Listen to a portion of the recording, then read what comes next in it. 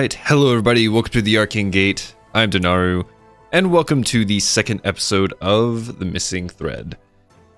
So, before we begin, why don't we say hello to the lovely cast members that are going to be trying to figure out this mystery. Hello? Hello. I forgot to read my Q sign. Enter stage left. Yeah, I was doing the intro and I was like, I haven't heard them yet. Since I transferred my audio, and I was like, did I mess something up? Uh-oh. So everyone's being silent at the same time. Just be like, guys, if we don't say anything, he won't catch on. Continues with the session anyway. Right. I will play all the characters. No.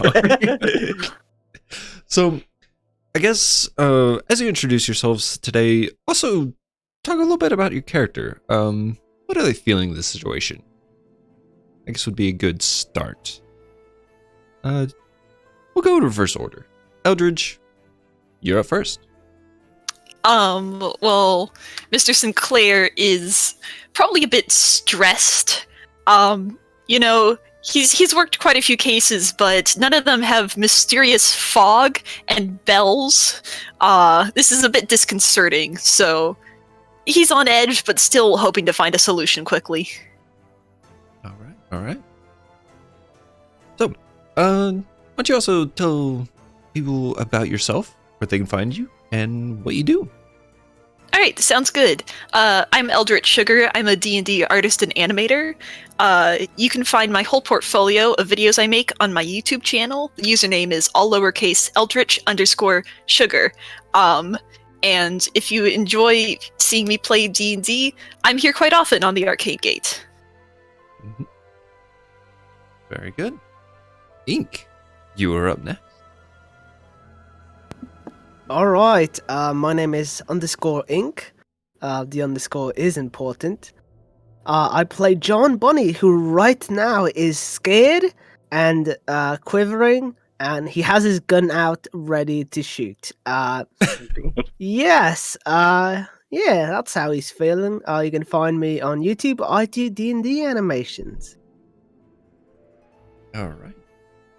Next up is the one and only Vitamin Ditter. Yeah.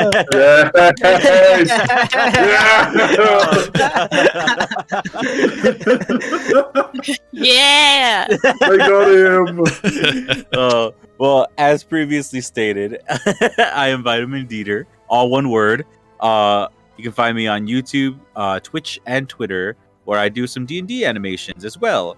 I am playing Whodot Grim, and as of now, I think Whodot is sort of he is obviously very curious about the entire situation. He doesn't believe, at least right away, that there's anything paranormal going on. He's very suspicious about what's going on, but he hasn't heard any breath in his ear, so he doesn't think there's anything paranormal. But if his partner would say so, he would probably be more inclined to believe it, as he thinks he found a lead, and he is 100% sure that Clyde has already solved the case, and he's just letting him solve it right now. All right. So that leaves you, Cheeki. How is Clyde feeling in this situation? Well, he's never going to solve the case, that's for sure.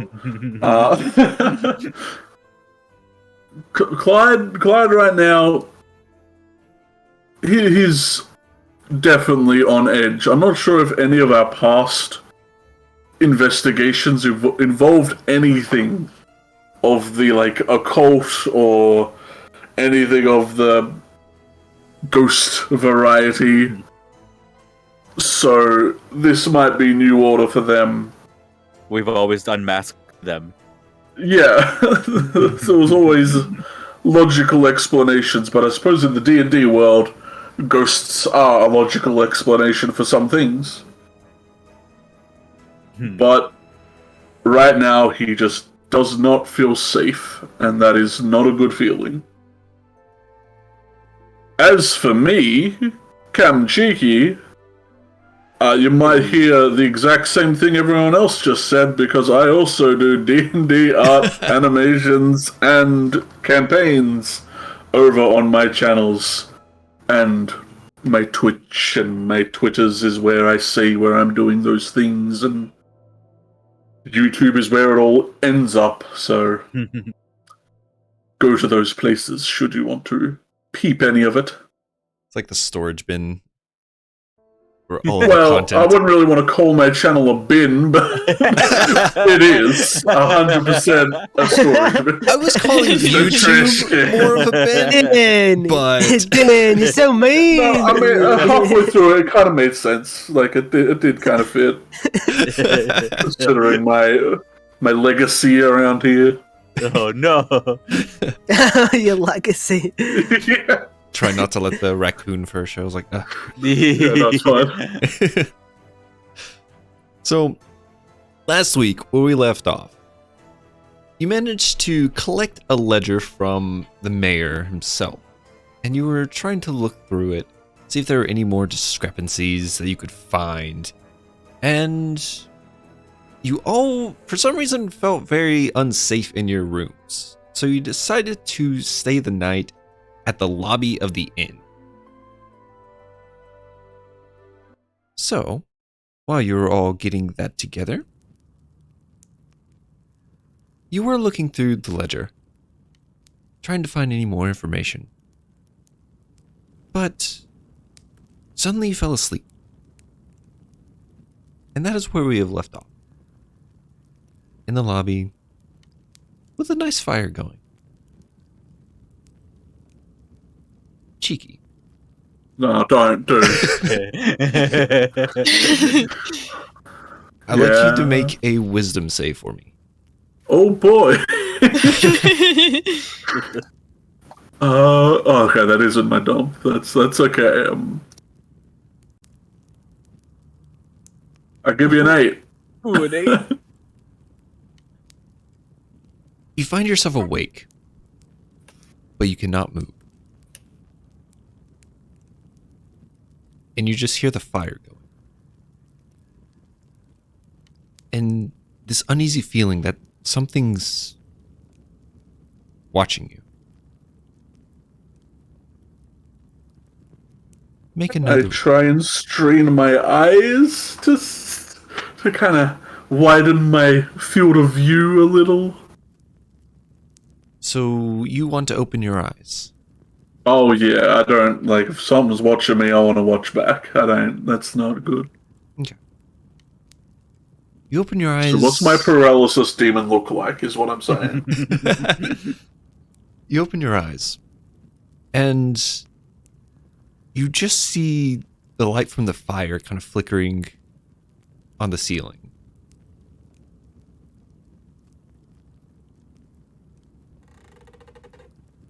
And That's okay. That's good. you hear something creeping closer. Make another wisdom save for me. Oh, a save. Okay, that's same thing. So give you an 11. Better. I'm slowly getting there. Yeah. Cheeky gonna die. You now feel a cool breeze coming from the fireplace. As again, sound becomes closer. And the light begins to kind of fade. Make another wisdom save for me. Can I rage? Can I get angry? I'm not sure that'll help in any way in a wisdom save, but he's getting very angry. Can I start crying while I'm there? As a free action. You know what? I'm working my way up. One more and I'll get somewhere. This is... All of a sudden, a figure's hovering above you. You can't make out the figures because the shadow's just too great on it. It's almost like the light of the fireplace doesn't even exist anymore. And the hand starts slowly coming towards you. You can make another wisdom save. Okay. I swear, this is Craig. You know what? I've had a good run, guys. It's been a good day, you know. Ooh, that's 7. An 8, an 11, a 13, and a 7. That's what? That's my legacy. Oh, man. You feel the cushion next to your head just kind of like sink in as it kind of puts in pressure.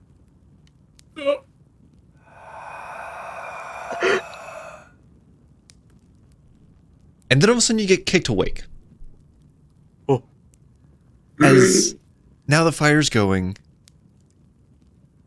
And let me get some music up. And you just see a very grumpy goblin just sort of like sitting there, just like with a little nightcap, just being like, what are you doing in the lobby? To me, or is everyone else around? Who? Yes, he is at this point like angry and just sort of like pushing, like trying to wake everyone up. It is now daytime. Oh. Hello? Hi. Who are you and what are you doing in my lobby? Craig, is it? Yes. And you are? We've been through. Can you, Mr. Lowe, if you would make him check the ledger, I'm sure this would all be resolved. Clyde gets up very attentively. I don't think he has the ledger, but he gestures to the ledger if it's on a table somewhere. He's sort of like, And then marches his way out of the inn to get outside. he just sort of Obviously very panicked and something is wrong. he just sort of like looks at the rest of you. What's this problem? I think he's cracked the case. Okay. We probably need company. We must go and talk with him. Craig, I apologize about being in the lobby. It would seem that I was unsure if you would remember us in the morning, and I guess I was correct due to certain circumstances, so I thought it might be not the smartest move to take up your rooms for the night. Rooms. Well, I already have guests in there. I have it written in my ledger. I know that they are in there. Wait, are you saying Yes. you are the guests? We were the guests, but due to this exact confusion, I feel like we might have made the correct decision here. Well, no, because I think you're freeloaders sitting in my lobby. Well, then we must leave. Good day! And I start walking out. Wait.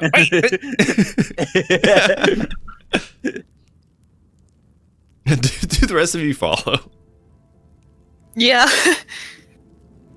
I'm still asleep. Just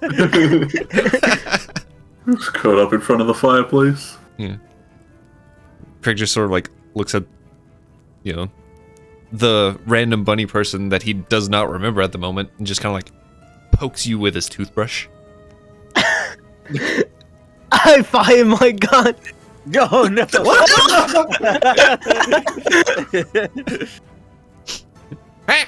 This is like, And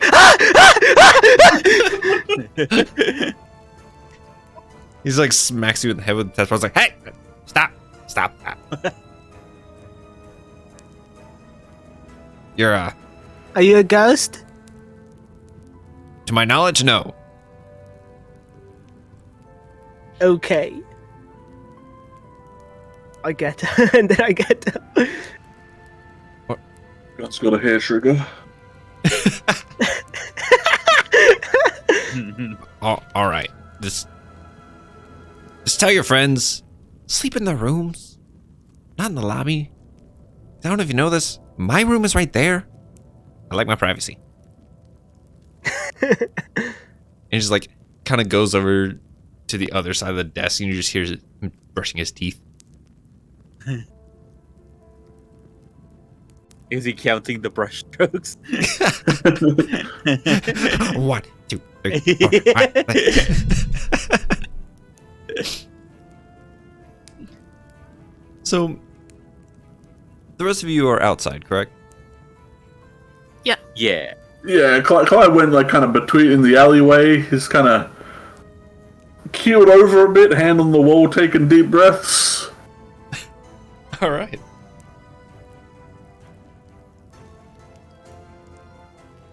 So what is everyone's reaction seeing Clyde in this manner? Well, I guess Hudat would leave as well, catch up to Clyde, and just once he finds him in the alleyway, he's like, "Oh, sir, Mr. Lowe, I've only ever seen you this excited when you have cracked the case." Even though I am aware that you would enjoy for me to get to my own conclusion, I feel like a hint is necessary. Especially your time with Clyde. This is a rare state that you've probably not even seen often. Like, if you've seen it, it's probably only once. This half-orc, who is usually huge and foreboding, looks tiny in his state right now. He looks so small. He has, like, no confidence. But then, like, as you say, like, start talking about cracking the case, he kind of takes one more last, like, deeper breath and kind of, like, waves his other hand back, kind of, like, a gesture you would know clearly as, like, start writing this down gesture. Alright, I quickly pull out my book and pen. So, yes, sir, I'm ready. He sweeps back his hair a little to try and tame it a little. I was visited last night. I had a vision while we slumbered. My body, once so powerful, was rendered mute. I could not move. I could barely even breathe. Heard creaking, as if something approached me from behind, my weakest spot. My blind sight. Paralyzed with anticipation. Yeah, yes, right, put that in. Yes. I felt like I could do something, but I couldn't. There was no chance for me. I heard it approaching me. And it loomed over me. Where was I? I was on the couch, right? I was kind of like looking up at the ceiling. The embers of the fire flickered, reflecting off the roof. The pine roof. Add descriptors. Right, of course. The shadowy figure. The orange glow was no comfort. Yes! Brilliant. This shadowy grey. What's a better word for grey? Colorless. Colorless. This colorless figure approached over the top of me, the same breath I'd heard throughout this village multiple times, by the well, as we exited the mayor's house. Now right in front of my face, as it tried to almost caress my face, but not in a way you'd want.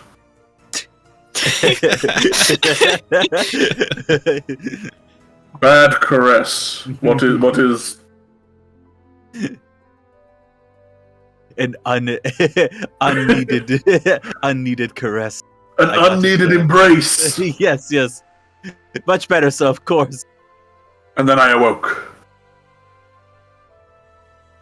Do you believe that this might be your brilliant brain telling you something? What else could it be?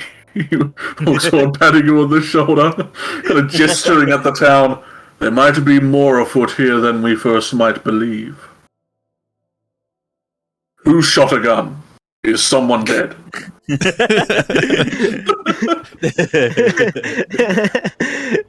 I shot the gun. I'm sorry. I woke up. I was scared and I shot off my gun. Don't worry. Nobody's dead, I don't think. Anyway, I kind of just shot out the window. So yeah. Is that why the window is shattered? I see. Yes. One mystery solved. Although I will say I'm not unhappy about someone scaring Craig. Yeah, I mean, I wasn't scared. I was like, Oh, of course not, sir. I was talking about the goblin side of the ear. oh, right, yes. Yes, I do think. The thing is, I don't think he was very frightened when I fired off my gun. It's the Direct, then scary we part. must try harder. I mean, I've still got quite a bit of ammunition if you want. No. I do not wish to cause him harm. All right. Well, you're the Psychosis, if possible. you're the professional. I will leave it to you if you ever need my weapon, sir.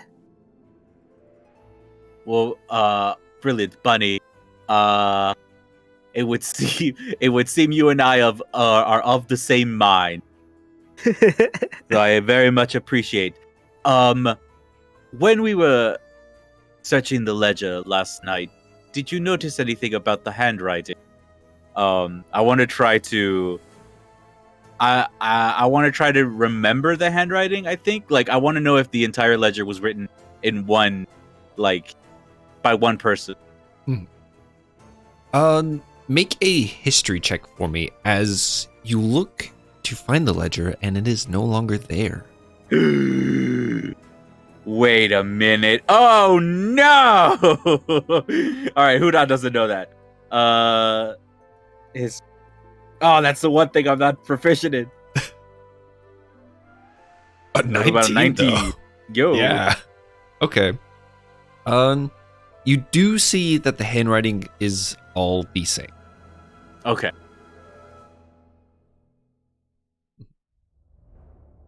This ledger was written all by the same person, and if I am correct, do remember Miss Pelham mentioning that she was in charge of organization. So if I am to one conclusion that can be made is Pelham might be in charge of ledger, and if that's the case, either she is the one that is counting the inconsistency here, or someone telling her what to write.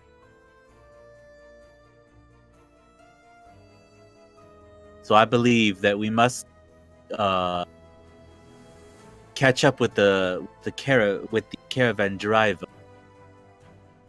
but we may be able to further the which one of those it is.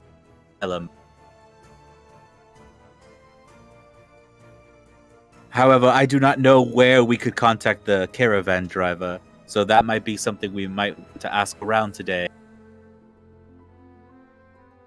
He does seem to come back every now and again. I'm not sure how long we'd have to wait for that, though.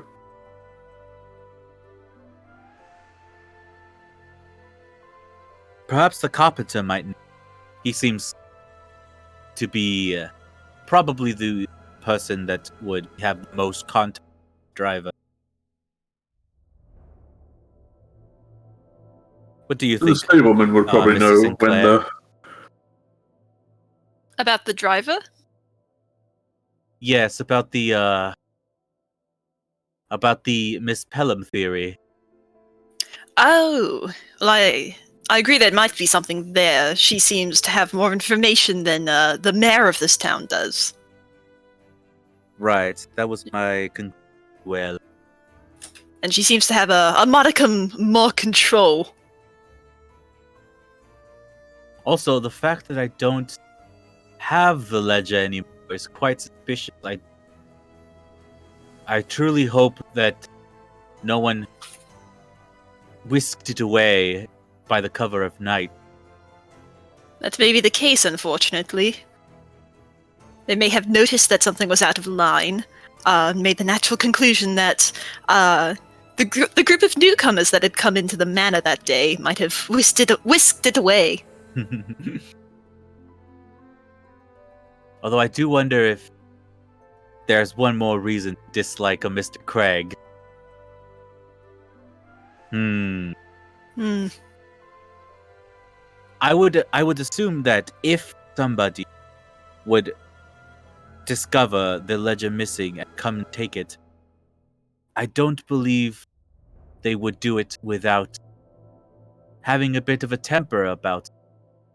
So it might be, if we visit the mayor again, one of them's a bit miffed, as it were. That might be a bit more of a clue as to whether or not it was one of them. Would have been the colorless entity that visited me. Paranormal figure, you say? Yes, the one from my vision.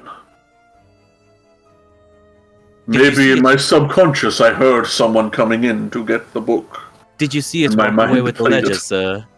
I did not see that, no. I was asleep.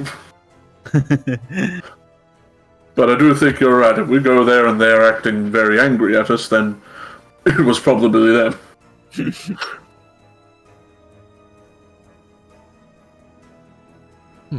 Then just might want to check up with the carpenter.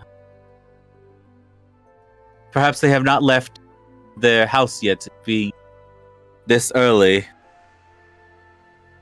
Also, why has no one approached about a gunshot going off? Does this place have no guards? Is there like anyone around who's like approaching or like looking at us?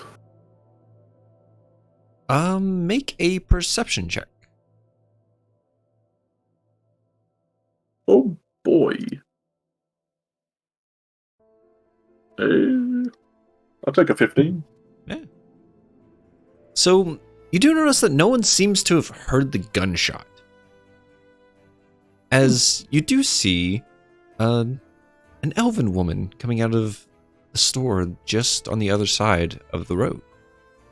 But she's not really paying attention to you. She's kind of looking over towards the river. And if you look in that direction, you see a half-orc just sort of staring back and giving sort of like a soft wave. And then just kind of like sulks and then goes back into his shop. Wave to her? Or to us? To her. Okay. I might want to check out the smithy, because all this iron ore stuff in the ledger got me curious.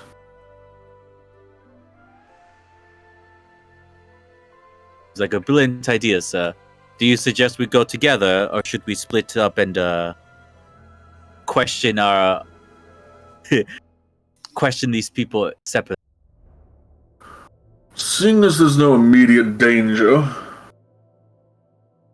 well, other than everywhere, I guess. This place is weird. Splitting up doesn't seem that bad. But if anyone wants to go with anybody, I suppose that's fine.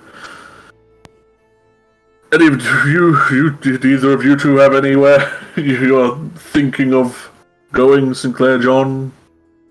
Oh, well, to be honest, my lead with the children was unfounded with anything of useful information, except possible friendship from some of the children who might have connections. I don't know if I want to continue going to school, to be honest, but I do have a question, though.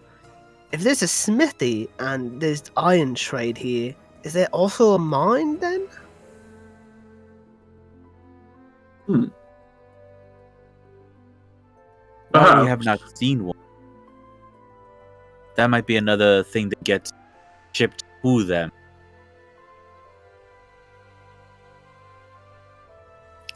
We do Another also know that pure- there's a Furbolg in town. What was it? Was he in charge of the lumber of this town? I don't remember, so I'm asking. Did I they think have so. a druid? Was that a thing? Did they have like a? Let's see. Robert Featherbottom, the Furbolg, I think supplied wood to the carpenter. Yeah, he's the logger. Yeah. Carter's, I think, they together. Do we know much about Furbolg? Like them in general? Yeah. I'd say you do. Yeah. So would we think that one being a logger that like cuts down trees and stuff is a bit odd since they like nature? Yeah, you'd find it kind of strange. Plus, I don't trust anyone named Featherbottom. Right after coming from our recent endeavor, the missing feather. Turns No, out- we found him in the cold cellar. I see. I was so Well, expecting, this is like, the turns out it was case. in his bottom the entire time. Whoa! If we are to split up, I feel that my greatest need would be with Mr. Featherbottom and possibly Carter.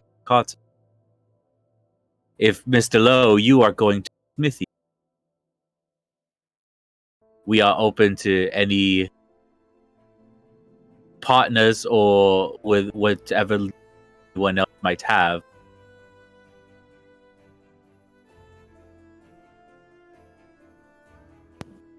I'll be willing to go with either of you to your destinations.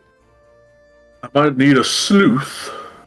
I could distract the smithy while someone peruses their wares. Maybe sees if they're making anything odd in the backs or something.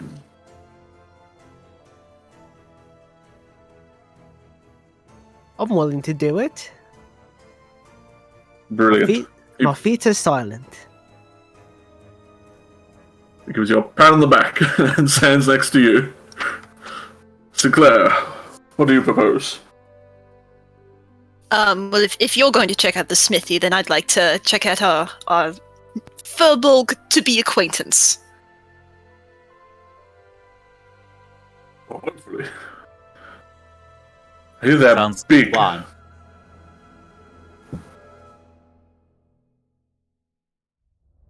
I think you cut out a bit. I don't think I heard. I just said they sound big. I Mm. hear they're big fellas. Well, I've been told I've had a big personality. We might get along famously. Well, I'm merely Why? saying big fella with a big axe. Since he's a logger, you might want to be at least a little careful. Well, I consider myself a charmer, you know. Not many people have wanted to punch me in the face, as it were. I can talk myself out of most situations. And you don't look like a tree. I don't, fortunately for me. That Meet might- back here might come in to our a benefit. couple. Sounds great, sir. All right. Capital. Capital. So Clyde and John Bunny are heading over to the smith, correct? Mhm. All right. Then we will start with you two, as it is, first in line going down the road to the end of town. So, Clyde and John, as you approach, you instantly start hearing metal tinging. And you turn the corner, and you see a half-orc just hammering away. Is he like inside or is it like an outside forge that he's working at? It's an outside forge. So there's like a roof overhead, but for the most part, it's breathable. I'll kind of give John a side wink and a toothy smile as I approach the fellow half-orc. Do I speak orcish? I bloody hope so. I was gonna say you're that orc. I will, in more gentlemanish orcish, approach this blacksmith. Good morning, Mr. Smith. Good morning. I've not seen you around town. No, me and my friends are new. I am Clyde Lowe. He offers a hand. Nice to meet you. I'm Grawl. Grawl the Smith.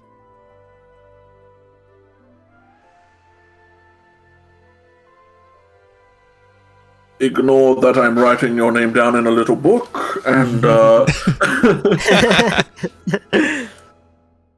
me, Grawl, what do you make for these fine people? Well, what was he working on right now, I guess, as well. I peep down at that. Right now he seems to be working on chain links. As Clyde is talking to him, from a bit off, I'm gonna go around towards the back and just try to sneak a peek at what's going on. Are you trying not to be seen? I'm trying not to be seen, yes. Make a stealth check. I'm not even gonna roll. That works. I'm not even gonna roll. Ooh. You just like slip in. That's a nat 20, ladies and gentlemen. Yeah. Nat 20. No, total of 25. Yeah, for a total of 25. Oh, I didn't know I had the invisibility spell. Right. Like, he's thrown off so much that there's another half orc here in town. And you just like, whoop, stealth, like skillfully just slip in. I guess, do you want to check around? I want to check probably any sort of ledges, anything like that he might have around as well. You do notice that the, like, his smithery? I always have a hard time with this. Is very unorganized looking. You just have, like, various knickknacks, tools thrown all over the place. So, give me an investigation check. Something I am actually proficient in. Yo. You weren't proficient in stealth? I was, yes. Okay, I was gonna say, if you're 5 to stealth without proficiency, I'm going bonkers. Hey, 23. Yeah. All right. So, you do notice that there are some, like, iron ore deposits just kind of, like, piled in such a manner to where they're kind of, like, covering something. And you notice that there is a ledger underneath.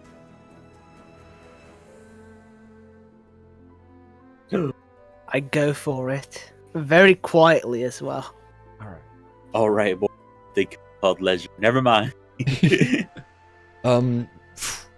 Make a sleight of hand for me to not make any sounds.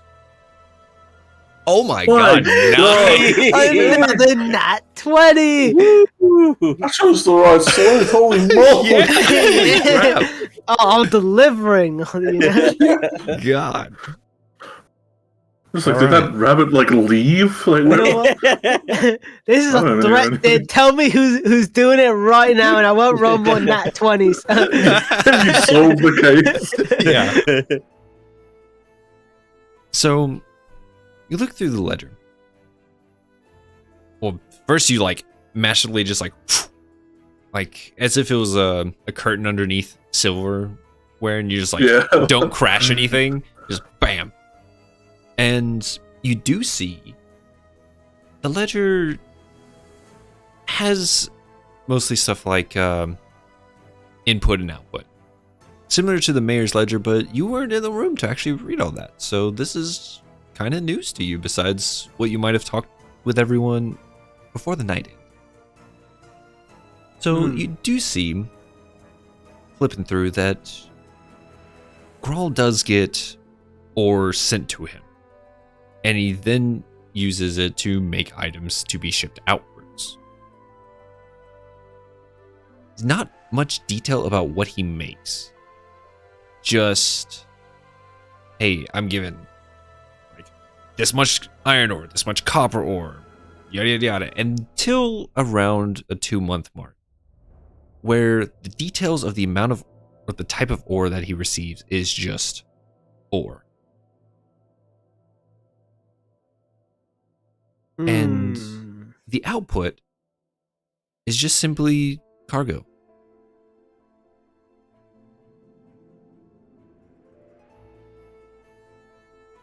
Oh, I see.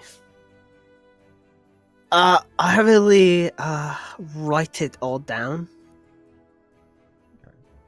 It's gonna like quickly scribble like a copy. Mm-hmm. Okay. So, while John is doing this, Clyde, how are you distracting him at the moment? Yeah, I'm just asking what he makes and commenting on the chain Lynx is kind of working on. What does a small town need for chainmail? What is that? What you're making? No, this is mostly chain for a carriage to be attached. Our town really doesn't use a lot of my stuff. We kind of just ship it out and makes the town money. Well, that is good. A thriving business is as good as any. What are you doing in our little town? Well, we're sent to investigate a few things. Just look around, making sure everything is up to snuff. Up to snuff, you say? He nods.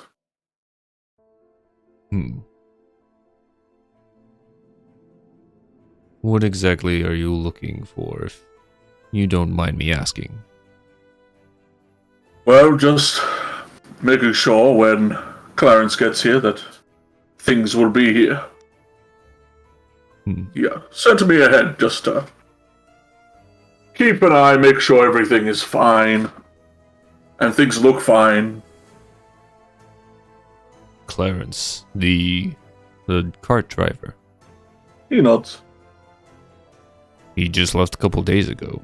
Why is he needing someone to look ahead when he's not showing up for another week? Supply and demand, I suppose. He doesn't tell me anything. I'm just a muscle to them.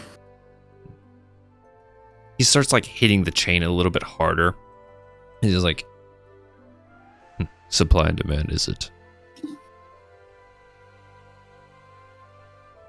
It doesn't seem... His composure is sort of dropping.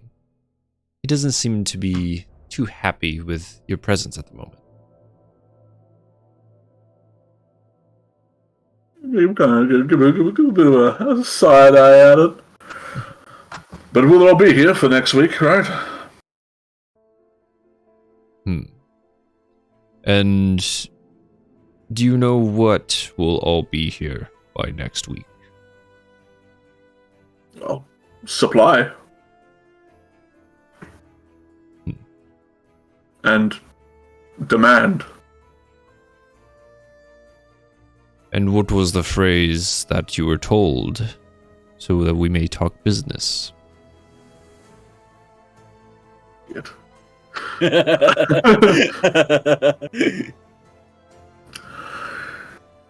You were doing so well. You know, my common is atrocious. I couldn't understand it. I just nodded so he would shut up.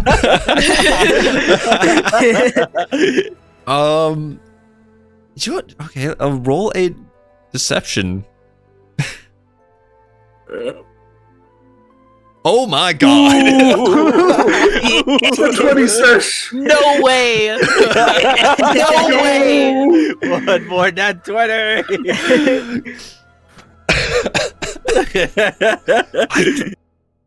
Take that, dick.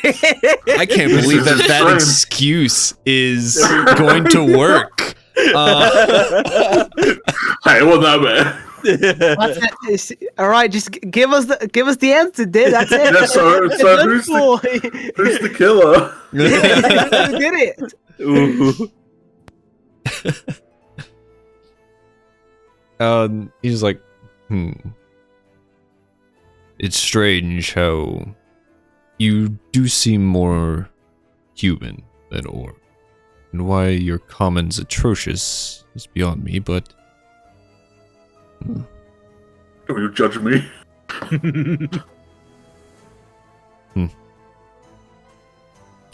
I don't know whether to fully believe you or not, but... I smell.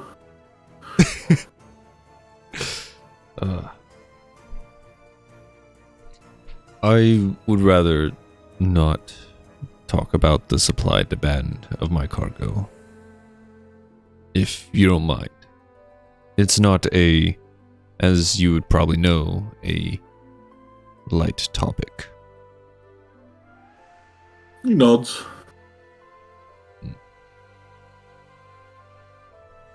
John, where are you at the moment? I'm still looking through probably the shop, trying to find anything else suspicious. Maybe some sort of, I don't know, maybe a cult robe or something, you know? Maybe some sort of ring, maybe some letters. Mysterious, you know, maybe a spot of blood or a hidden door somewhere. Anything out the norm. Alright. Make another investigation for me then. Alright.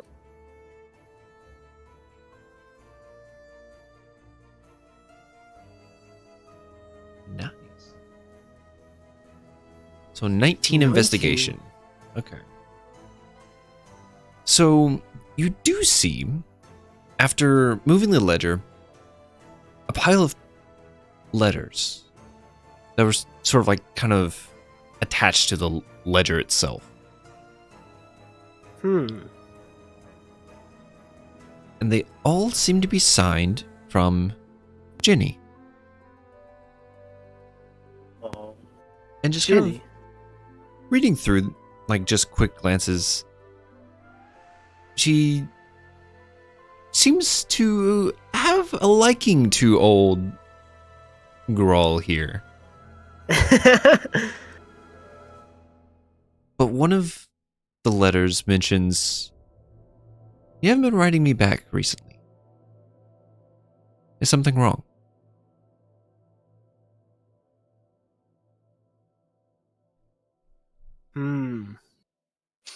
I see we found the next person to talk to. Who is Jenny, by the way? Or have we not met them yet? I'm assuming the elf, right, that waved at him? Oh, that would be my first assumption. Oh, was that? Assuming, yeah, because I don't think we haven't met a Ginny yet. Okay, Yeah. okay. Yeah. I didn't put two and two together. Your report, Clyde, he'd speculate that. While you're looking through these letters,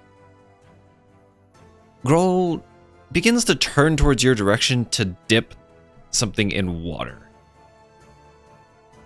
Tense of it. Grohl. The people here are... No, he kind of leans down, like, he's a bit quiet, since he said he doesn't like discussing that. People here are okay doing this, right? Like, I'm new to this. I'm not sure where I sit morally in life. He, like, brings out, like, heated tongs, like, brings something out of the forge itself and points it at you, and you're just like, the town has nothing to do with this.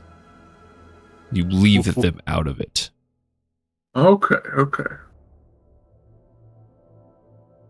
So And we with understand. that, I leave. Of course. I just wanted to make sure this wasn't like everyone here held at gunpoint for all this. No. Everyone here lives peacefully. That is the agreement. Okay.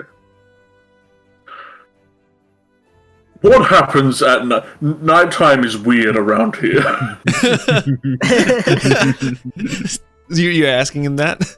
Yeah, I kind of step back, kind of breaking out of, like, I work for the bad guy front I'm putting on. Just turn back to, like, normal, just... Yeah. What's that bell? It's, like... Bell? What are you talking about? The bell rings and everyone went home and then everything got quiet. My experience, small towns usually get louder at night than quieter. Well, usually gets quiet because we're done for the day. But a bell I've not heard.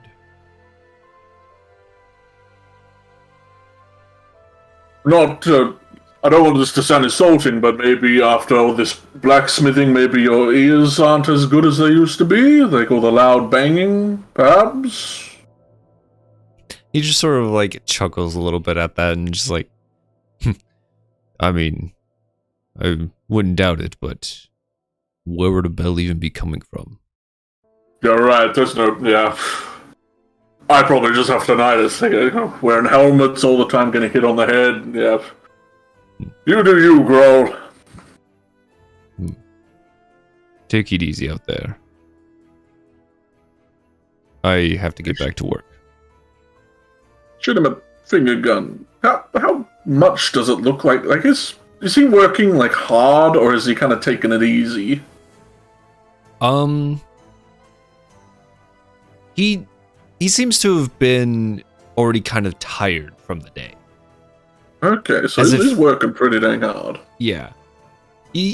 I'll just say you can get this from basically looking at him. He does seem like he didn't just start. He's been working for hours already. That demand must be crazy. I walk over to the bridge and kind of loiter. Alright. So, while this is going on, Hudot and Lawrence make their way over to... You go over to the bridge, and you notice that the lumber mill isn't running. So the only thing you can think of is possibly the house to the left of it. And you look on there, and you do see like a little plaque that says, Robert above it.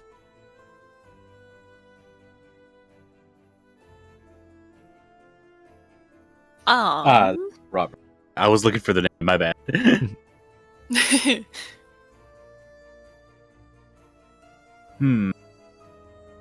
Are there any signs of life in there? Like, do we hear anything or see any lights on? In his house, you do hear some like rustling about. Like he's up and moving. Yeah. Lawrence will turn to Hudot and say, we should probably decide what to say before we knock on the door. Right. Well, if what we're asking Caravan, maybe we should say how often he possibly has some kind, or we should ask how often Caravan driver, and living so close to the mayor, he might know who is in charge of dictating amounts, who is in writing. Either your like threshold might be low, you're cutting out a little bit. Yeah, am I? At least for me, I'm not sure if it's Here, for let everyone. me get a little. There we go. Okay. I was saying, since he lives so close to the mayor, he might have information on who is the person dictating the amount and who is the person that is writing the amounts in the letter. That might be some information we could get out of. Other than that, possibly we might be able to just fish for some random information. Look for some rumors around town, perhaps. Right. Seeing as how he most likely spends his days out of town, he might have to catch up on how the town is going by stories. That might, I might ask. And should we present ourselves as detectives, or should we have some sort of front? Well, I don't believe we look much like loggers, unfortunately. So we might, if we want to put on a show, we could pass as possible landowners that might want to hire him for his services, if that were to be. Or even investors in the town. True. Yes, and perhaps we can ask him the goings-on of said town. We would, of course, be interested in that if we are to invest in the town. Very true, very true. Well, I believe we have a believable front. And with true. that, Lawrence will knock on the door. As soon as you knock on the door, you just hear like these booming footsteps coming closer. Boom, boom, boom. And the door just opens. And you see this towering figure just sort of like ducking underneath the doorway. And he just kind of comes out and is just like, hello? I changed my mind. I'm talking to Robert. I'm here. I'm not loitering anymore.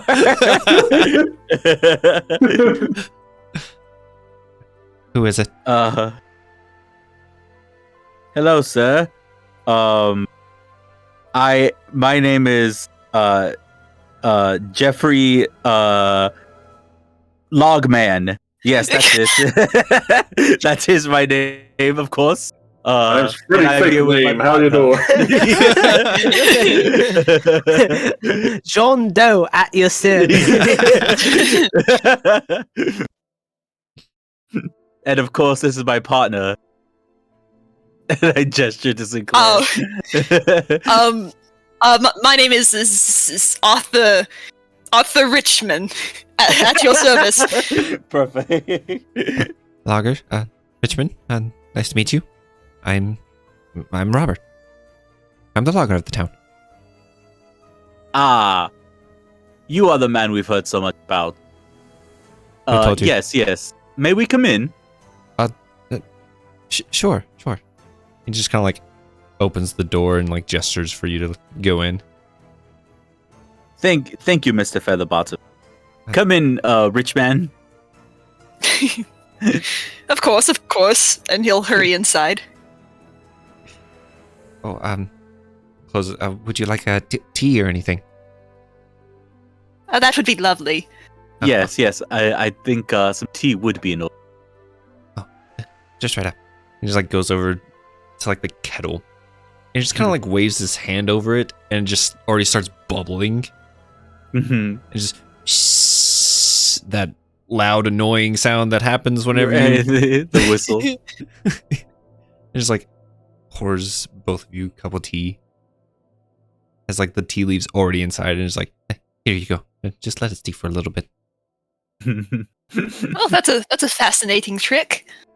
Well, I am I was a druid a while back and, well, still practice my craft. Oh, very admirable of you. What wonderful experience. Now, we had some questions about your establishment, your position in the town. My position? Well, Yes. You said that you were the head logger of the town? Well, I am the only logger in town, actually. But, yeah. And, Brilliant. That would make you the head, of course.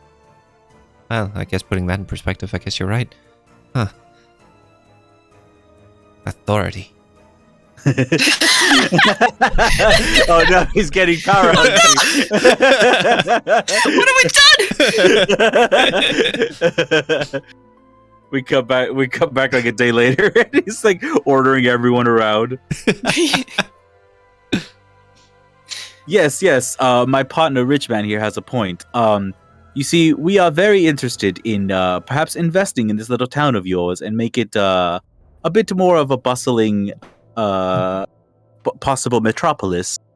And of course, we wanted to talk with the head logman, as it were. Not me, of course, but you.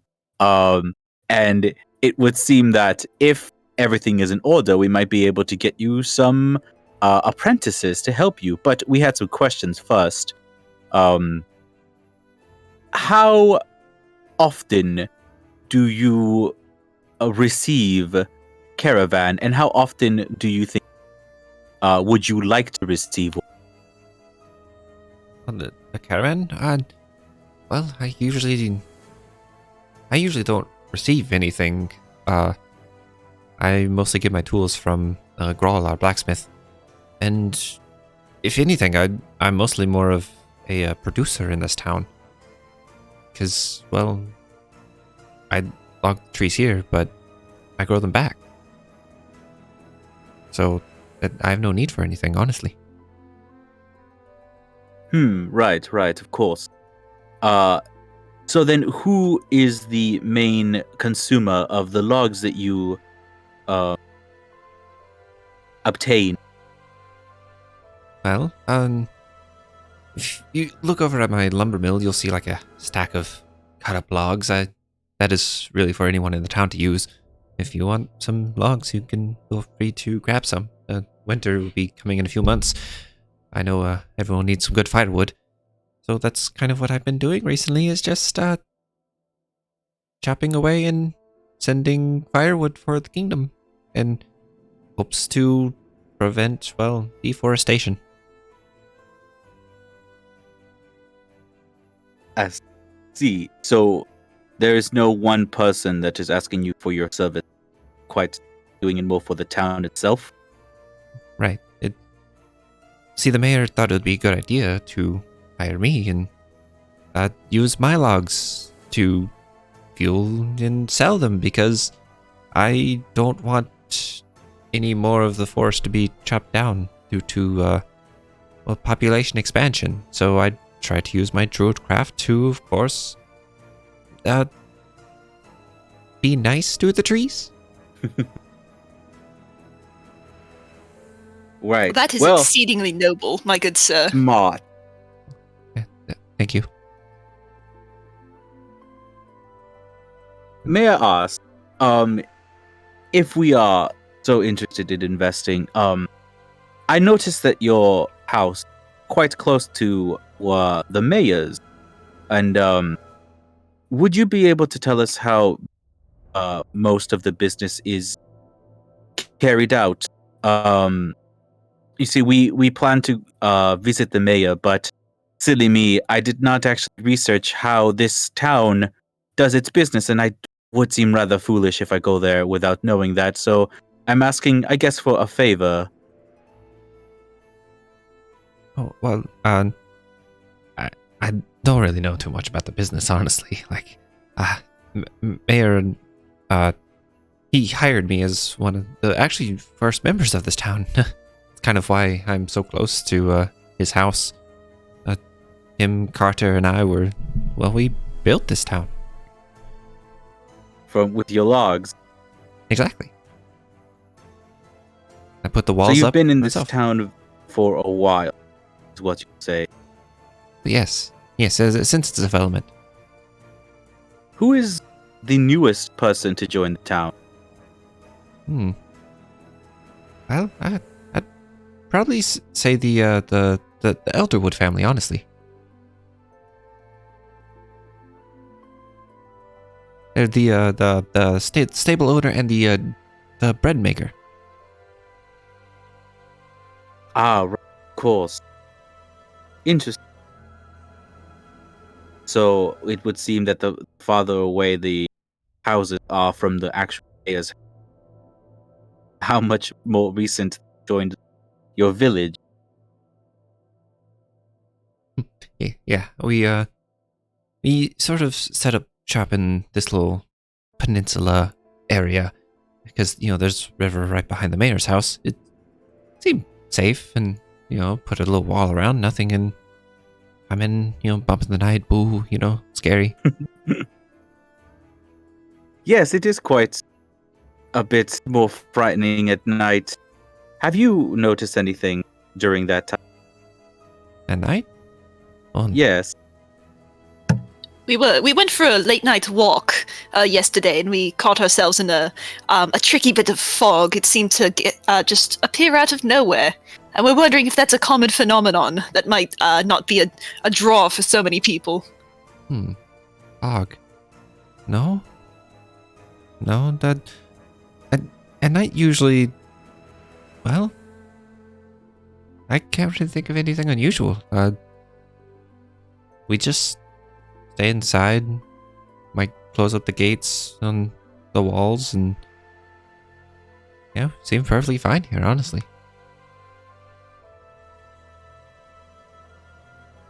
You said that you walked last night? Yes. We were taking in the ambiance, as it were. Quite. Research, Yeah, nothing out of the ordinary. I'm sorry. I do have one question, however. Since I assume you leave the village quite frequently, do you know where this river leads? I noticed the river was cutting through the middle of the village, and it would be a very interesting point of tourism if it led to anything interesting. Not really. There is a dam closer towards the ocean area where the water's coming from, but other than that, it kind of just continues onward. I was right.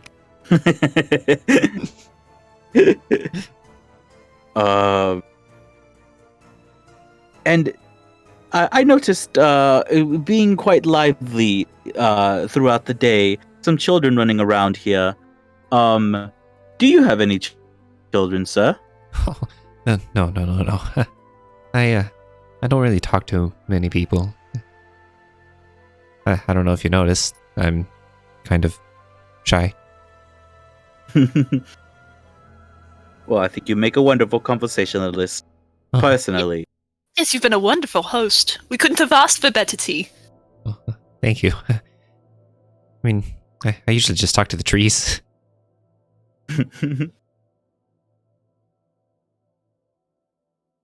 Have they noticed anything unusual? Make a perception check. Both of you can. I thought you were about to hit them with that you would make a wonderful husband. Ooh, 13. What was it, perception? Yes. Alright. Whoppa!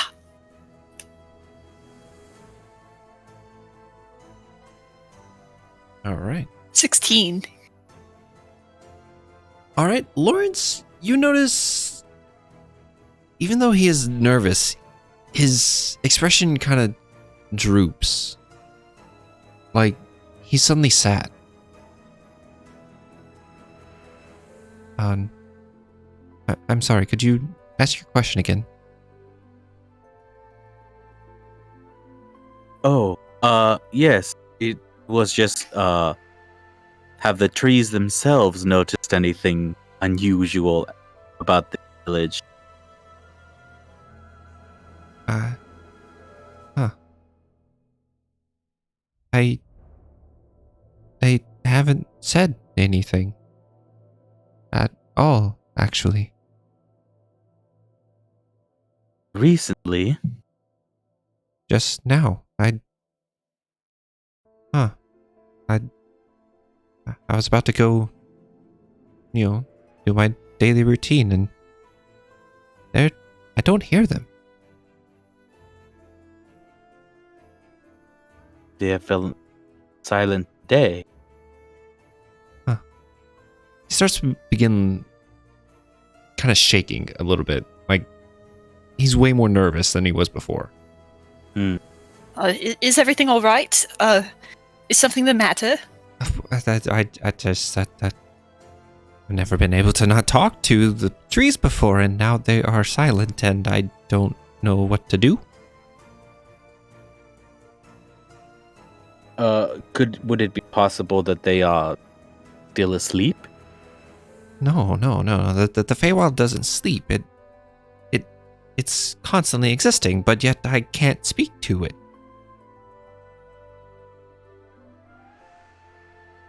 I'm sorry. You have to go. If you want to invest in town, talk to the mayor. He is the one who started all this, and I need to figure out what is wrong. Oh, yes, of course. Have a lovely day. And Lawrence kind of like scampers out. Here, you can keep the teacups. And he just kind of like pushes you out the door. Yeah. Fancy. I actually will. Thank you. And I yell. Score. Yeah, awesome. Not leaving empty-handed. Have a lovely day. Clam. And just like the door slams. Ooh. Well, Miss Claire. That didn't go exactly as I expected. Yeah, I didn't get much information. Some odd Feywild? I don't know much of the Feywild personally. But I suppose... Do all druids have a connection to it? Perhaps. I mean, they did... I suppose they have a connection to the vegetation around the village. Or wherever it is that they live. So if he seemed shaken up about not being able to communicate with it, that might be something. I mean, I don't know how we look into that. I've never been able to talk to trees. Have you, sir? No, I can't quite recall ever talking to trees and them talking back. Perhaps we should reconvene with our group. Right. I think I see them over there. Yep, and just as you're leaving Robert's house, you see Clyde and John Bunny leaving the smithery. Ah, there they are. Bunny and Clyde.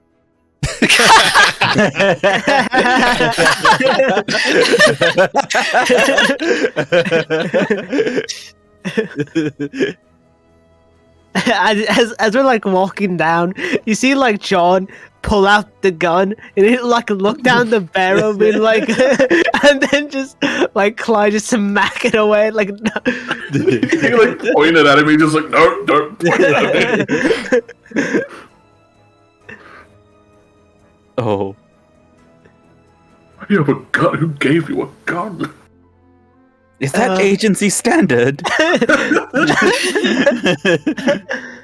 Always packing the heat. My boss said take it just in case. I don't really know how to use it properly, but it's better than nothing, I suppose. Is it not normal for a detective to have a gun or some sort of weapon on them? I always keep two guns very close to me. Yes, he has two because I had to give him mine. Yeah, plant two pistols.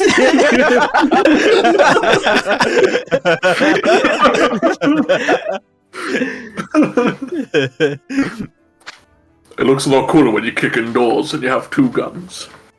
Oh, I don't know if we have guns, but I don't think we would be packing heat.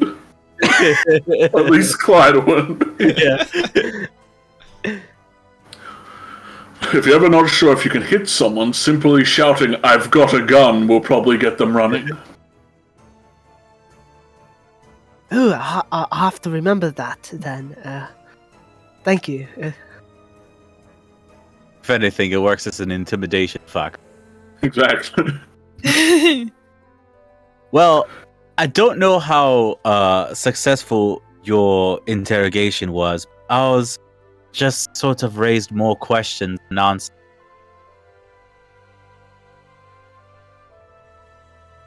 Well, he kind of huddles, like gestures for everyone to huddle in. Cool. I I huddle. think some people of this town work for this new caravan driver, whoever it is. It's not the king. One of these people I know to be the smithy. He makes things for them and for money, I assume. Simple trade deal with whoever these other people are. But the others don't seem to know about it, so I assume there are a few in town who do know, and the rest do not. I'm assuming the mayor doesn't know.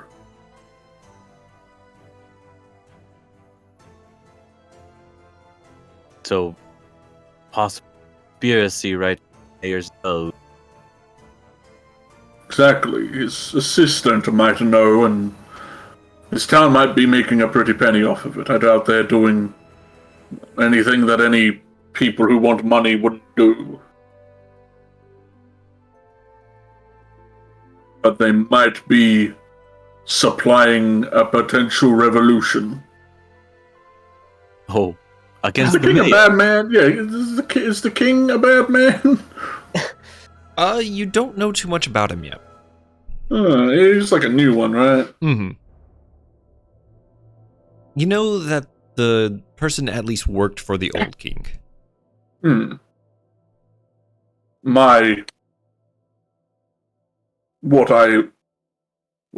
do you think is happening? What do you...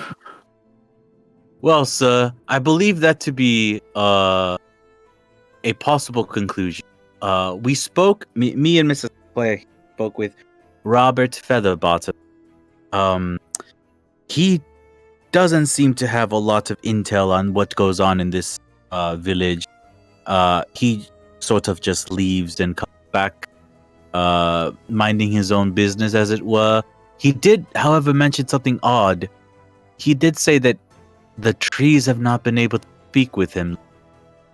And while that's not odd for us, it seems to be odd for him. And he also mentioned something about the Feywild, which, while great for a book series, I don't know how that fits into our time.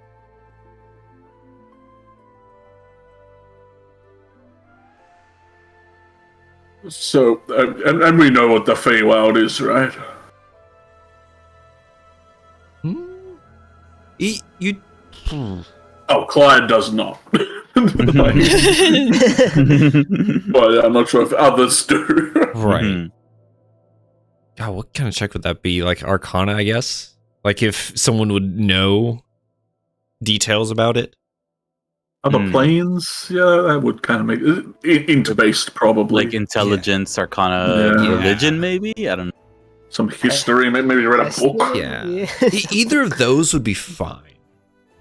If you want to see if your character knows.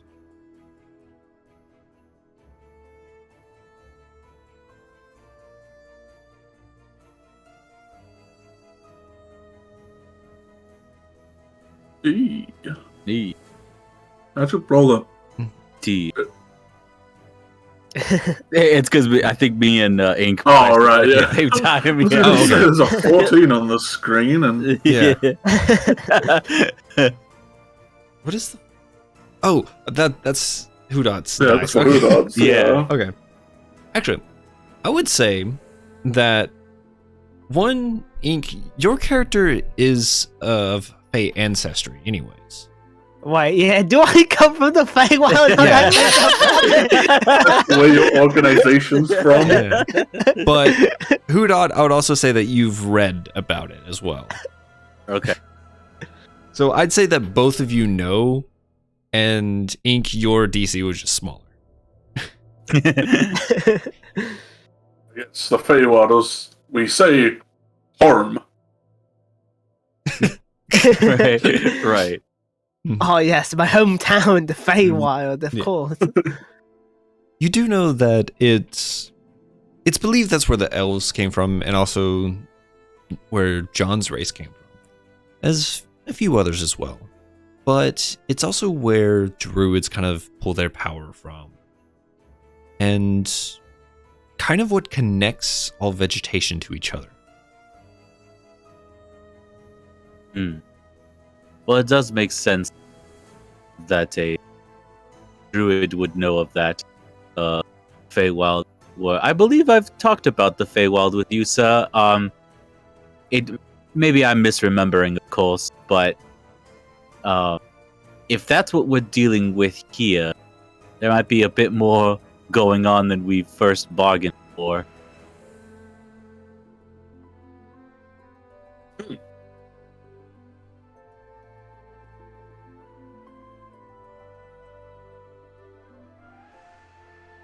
Maybe all the stuff happening here isn't exactly all 100% connected. Maybe there's like more than one thing happening around here. Also, it appears that Mr. Featherbottom does not know of any odd occurrences at night. We mentioned Yeah. fog, and he said Yes. he didn't know. Neither did Roll. No bell either. I asked about the bell at night, and he's like, no bell. How odd. Bell. As And Clyde, you say that, it's come to all of your knowledge that you have not seen a clock tower in town.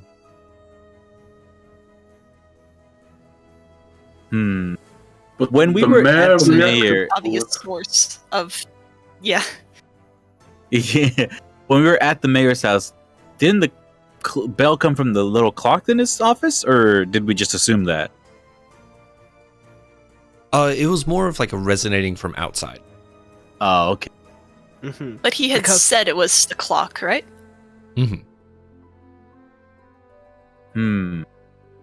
Because he also didn't know that there was like a baron who put it up, right? He didn't know who put it or who Yeah. raised it or anything like that. He just said that he knows something about the clock, or that he knows what happened.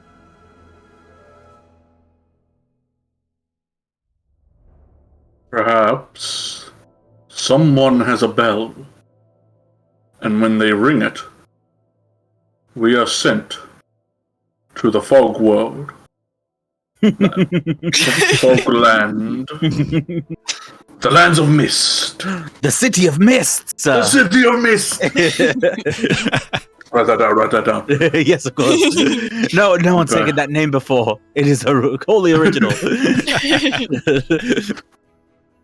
Perhaps we are targeted by this, and someone is sending us to the mists.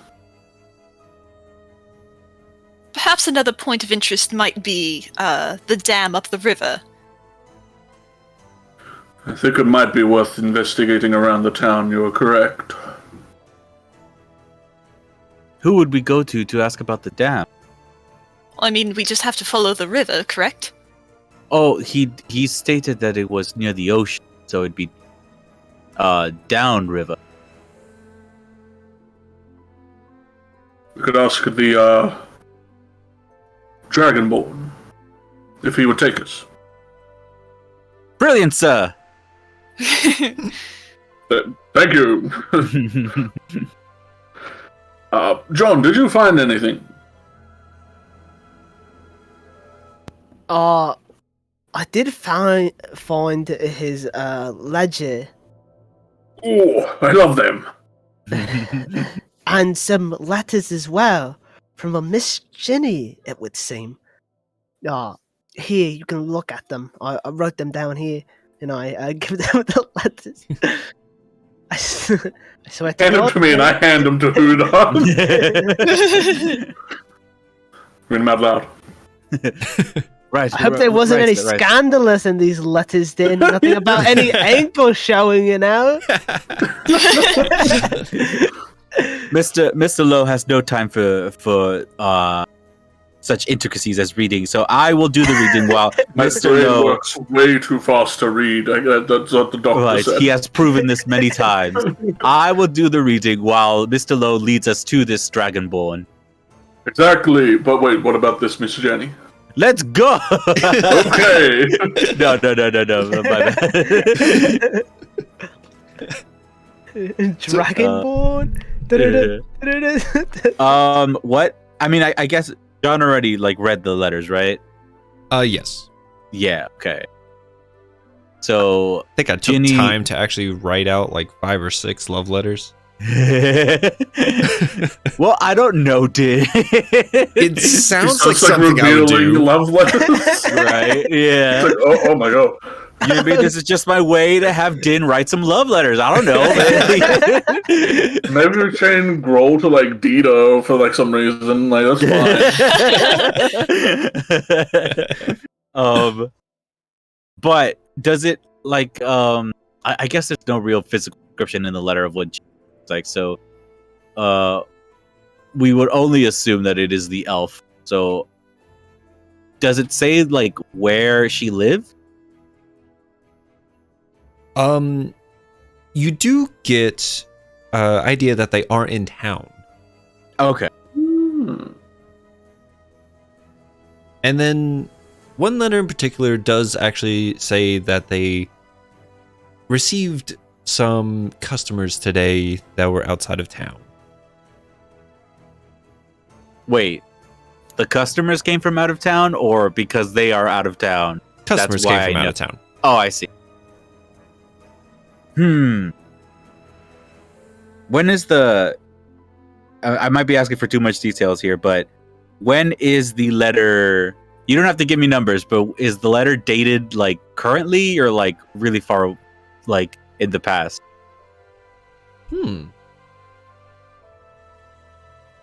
I'd say that the letters... The last one is dated about a couple weeks ago. That's when she's like, you haven't written with me in a while. Mm-hmm. Okay.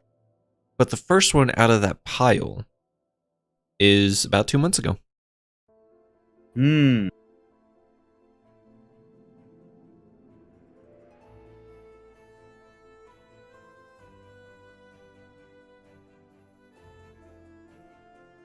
Don't mind me just writing it down on my journal. So, where do you want to go? To the boat, I suppose. See if Dragon Man is at the boat. All right. So, you go up to the boat, and you do see a big burly dragonborn just like getting ready to take out his boat for a morning fishing trip. Oh, now, hold a minute. How big is the boat? Big enough for him. And no others? He is a big dragonborn. Shit. This might be the perfect mission for Mr. Bunny. Maybe. How goes the fishing? Well, I was just about to go. Why? Well, we heard wildlife around here is a bit, well, the flora at least, the trees, acting a bit weird for the furbo. Yes, sir. Yes. Mr. Robert. Mr. Robert, I was wondering if the same is happening to the fish. Are the fish acting weird lately? No, I actually had a pretty good catch the other day. Very good. You're saying Featherbottom's not feeling too well, I guess. Maybe he's just lonely. Yeah, he did state that he doesn't really have a lot of communication with the rest of the village. But perhaps it's him feeling a bit under the weather, or possibly just we might have made him perhaps uncomfortable. being as we are new faces. And from the looks of it, you don't get many of those. No, not really. We kind of out of the way, but at least the main road connects to us. I might need to go see him then. Do you need anything?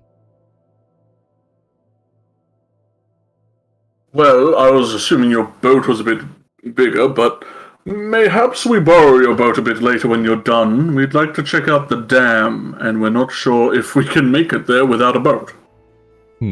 Well, how about this? You take it for the day. I'll go pay Featherbottom a visit. Be a friendly neighbor. Sound good? And everyone else. By the way, I am acting like a kid. I'm just like looking around, kind of bored, just like playing with the grass or something.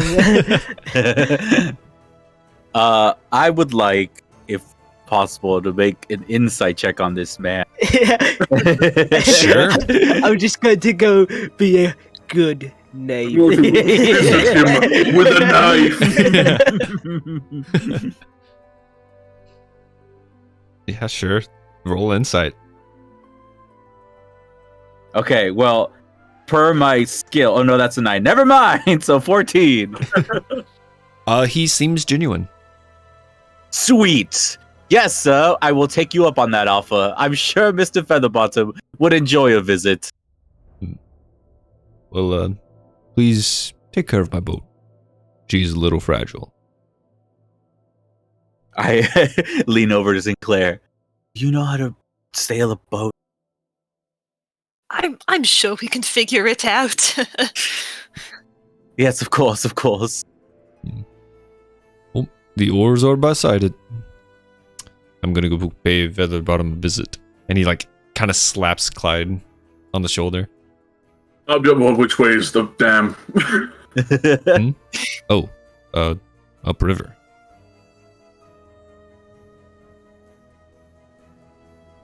Okay, I'm sure I'll know that when I see it. He just sort of, like, sighs a little bit and is like, the opposite direction the water is flowing. Doesn't that mean we'd have to, like, row up the river? It's a little calm this season. It's actually where I get the best fishing spots. Well. I jump in the boat. All right. Yeah, how many of us would fit in the boat? Because I know he's a big guy, but like... all 4 of you can fit in it. Okay. Yeah. That's a huge dragon, man. No wonder he used to be a warlord. Right. He sneezes as he's like... Oh. Fire comes out. I quietly like whisper to everybody else, like, "Oh, I know he might have good intentions for visiting. Your druid buddy, but do you want me to tail him or something? If I can overhear something?" I am a bit worried. Seems like our buddy a bit on the shy side. I don't know if he would get scared. It might be a good idea if you could tail him. Possibly, if you are sure you would get spotted, that is. There's no way, you'd never see him. I mean, I'm seeing him right now, sir. Close your eyes. Are you? It was a shadow cloud the entire time. Rudolph, there is no bunny, wake up! Oh no! This is my dream now.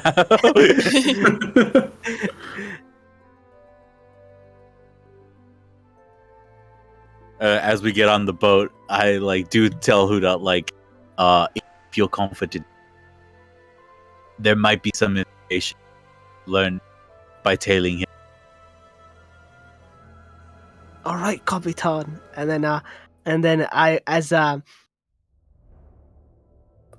jump off the boat, and I'm like, okay, have fun with your stuff, with your business stuff. I want to go play with the kids, and then I'm gonna run off. Yeah, go to school, you rascal. Looks around at like no one in the vicinity. Yeah, like no one's really moving around right now. You never know who's hearing. Yeah, you never know. Yeah. The water goblin. has ears. At least a mouth or two. So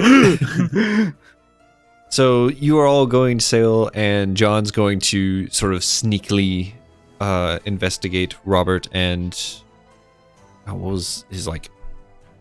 Murdrek. Yeah, Wormtail. Murdrek. Yeah, Murdrek and Robert's conversation. Yes. Hmm.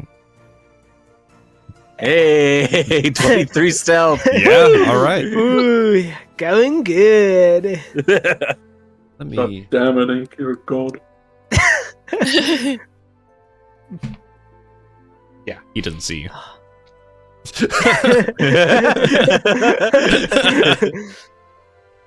So, all right. You all get the oars. Who is rowing? Clyde is going to pretend he knows what he's doing. He has land vehicles proficiency, but no water. Ah, liquid land. Perfect. Yes. What is the ocean but liquid land? That's exactly. He's going to attempt to row upriver. All right. So, you manage to get the boat onto the water. All of you are in it, and you start rowing upstream. You do notice that the river kind of goes kind of like over to the right, like banks around some landmass. And you're getting there at a pretty decent speed. Keep going. And as you cross the bank, you notice a town at the like farther on down. Hmm. Wait. No. Do we know? Wait, no. We have, or they have said that the next town is pretty far, haven't they? Yes, they did, actually.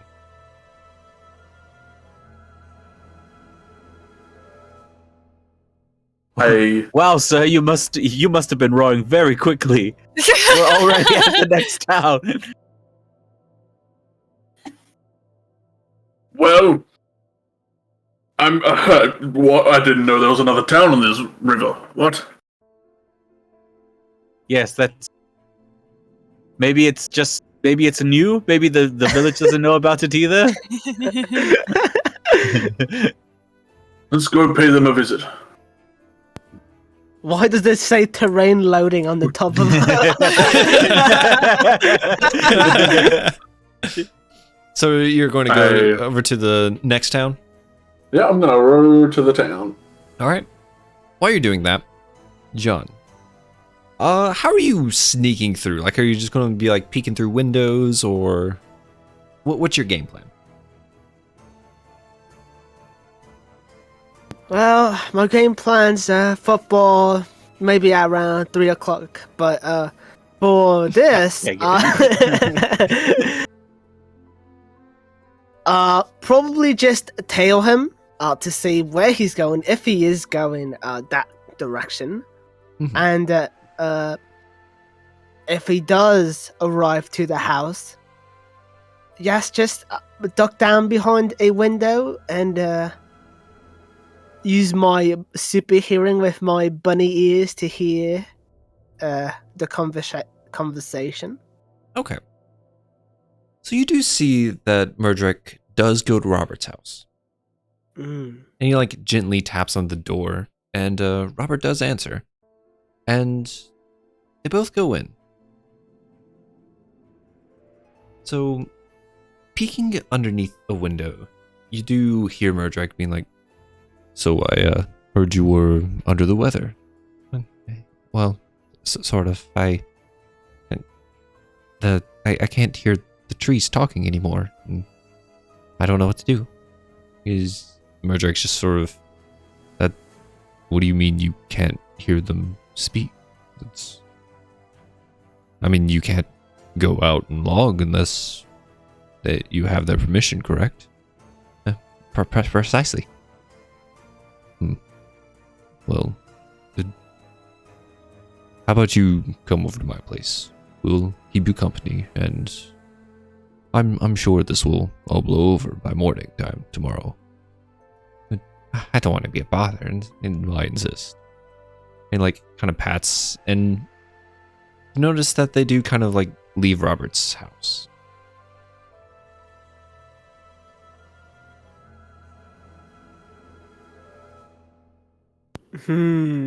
Okay. Let's see.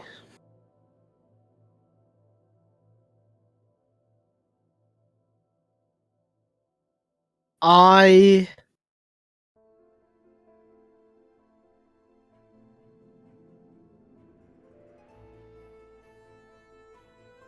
followed them.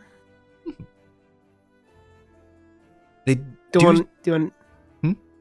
I need to roll another stealth? Right now you're so good. Okay. They do start heading over towards the schoolhouse. Actually. And How are they just walking towards it? Do I reckon that's where they're going?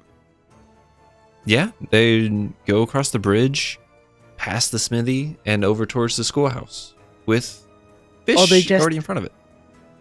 Are they walking? Yeah, they're just walking. Okay. Do I think I could beat them to the school? That you would need to do a stealth check.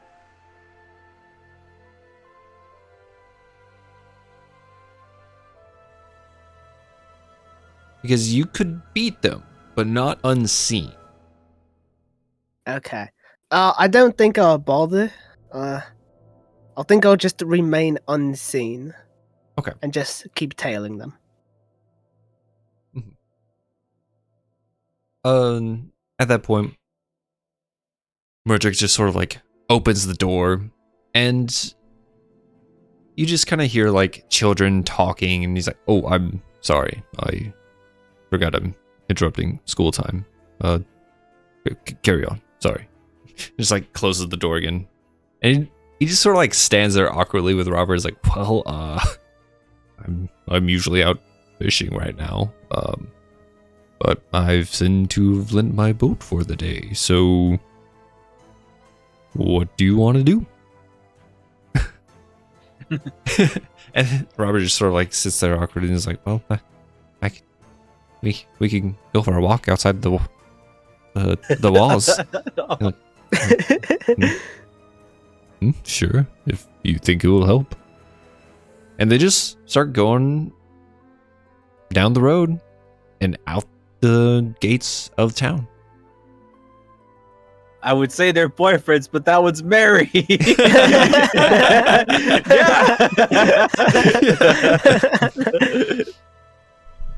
And now we get to the rest of the party. Mm-hmm. As the town you're going towards seems awfully familiar. God damn. And now you notice you are going downstream. Oh. Yep, of course we are. Yep. So I believe we've turned around. That is entirely likely. And at this time, John, you do see that the boat is actually heading in your direction. Oh.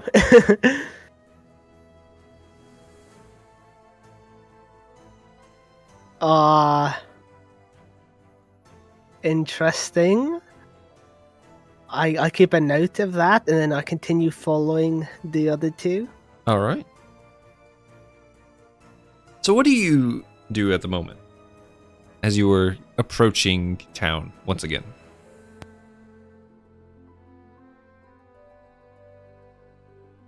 I mean, I'm assuming since the town looks similar. Like the skyline doesn't look any different. No?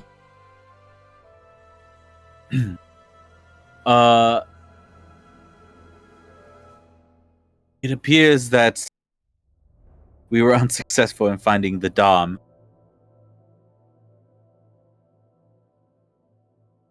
How? Maybe we got lost, but I'm wondering how that man finds the fish. I look at the river. See, can I see any like fish in the river? I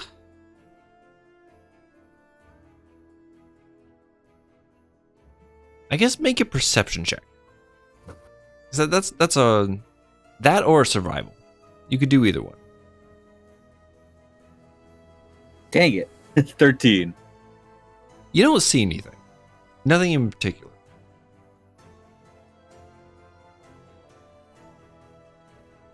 There are no fish.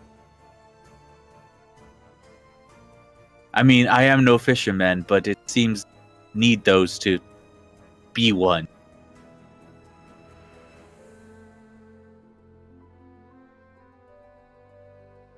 Things are getting stranger and stranger.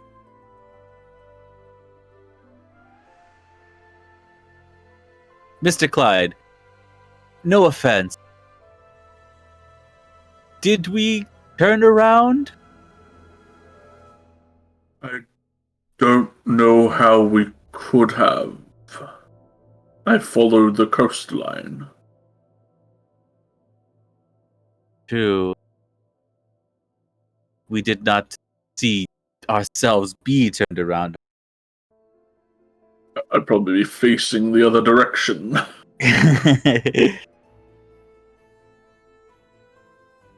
We could give it another go. Maybe got caught in a rapid while we were dilly-dallying.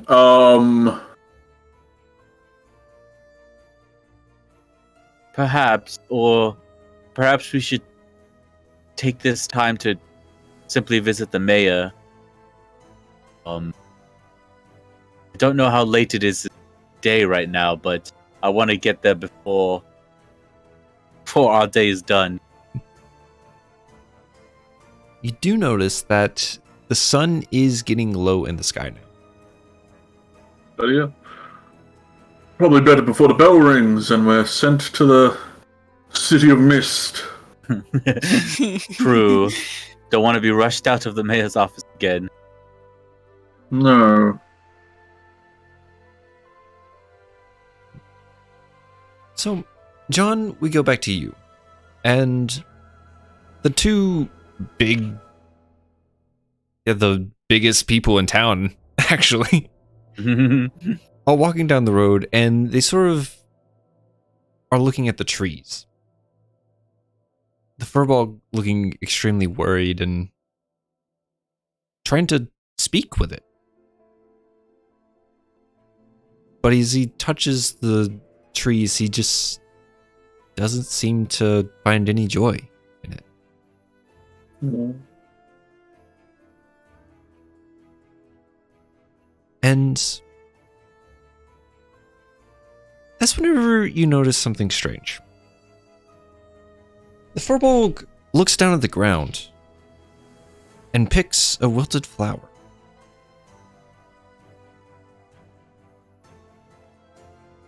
And he tries to regrow it, but nothing happens.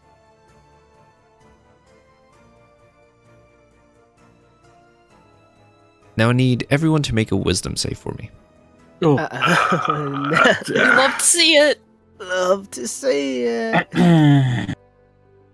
That's about right, you know. Goddamn, shot you! Bastards! All right.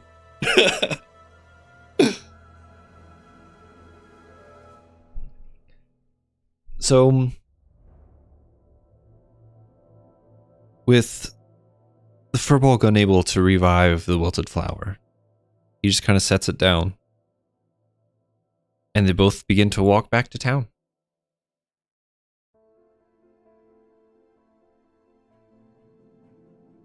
Do you do anything, John? Or do you just keep watching in the shadows? I just keep watching in the shadows, very worried now that there might be magic afoot. And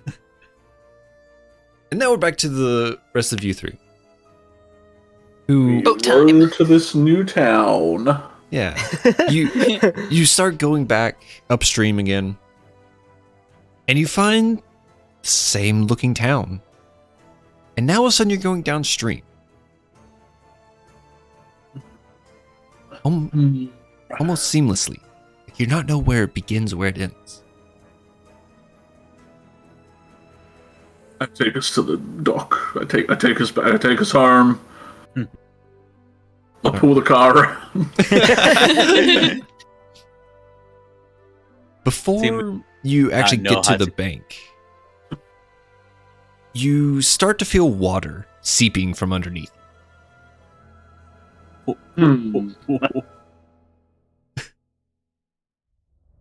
That can't be good. I stand up. It starts sinking faster, but then you just hear a Oh. as the boat just kind of like sits at the bottom of the water now, but like the rest of you who are sitting in are just like kind of soaked in water. Oh. I don't know much about boating, but I don't think that's good. I try to see where the water's leaking in from. You do see a little hole at the bottom of it. Can I cast mending on it? You can. I put my hand over it. Kind of give it a look, like kind of like bite at my tongue a little as I'm focusing very hard. And I fuse the hole. All right. You see the wood just like magically stitched together, and it's as good as new. But it's still underwater right now. But you are like a few feet from shore. Okay, So we can all scoop the water out. Yeah. yeah, you guys get to the shore, drag it, but he can empty his boat. It's not broken, he shouldn't be mad. Right. Just waterlogged. Yeah. we caught a sudden rain. One A very singular sudden cloud. rain, but it was intense. I spilt my beverage. My cup of water. My big gulp drink. All right. Right. Well, I think maybe it's time to visit the mayor before that bell rings again. And at this moment, you all hear I think I'm hungry. Either I'm hungry or I'm terrified. I was going to say, Clyde, you're first to actually find out where it's coming from, as you've realized you've not eaten all day.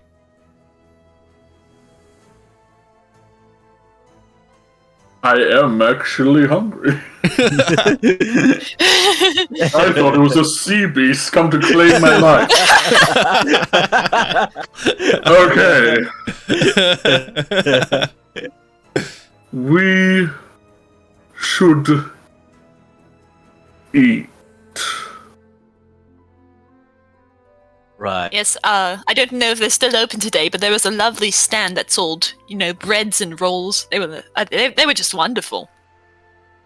I step out of the boat. Laura's still sunk to the bottom of a little bit of water. Just, he'll be fine. I'm sure it will. To bread. To bread. And hopefully John, if he's around. Before we depart, can Lawrence just pull out a tiny piece of paper and his signature pen, and then just write a little sorry note and put it on the edge of the ship?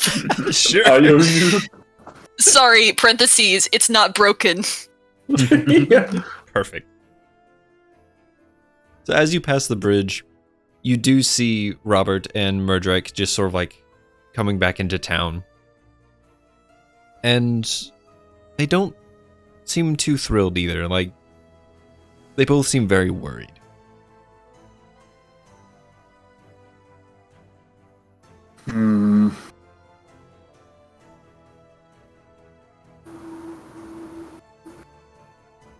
Mr. Roberts.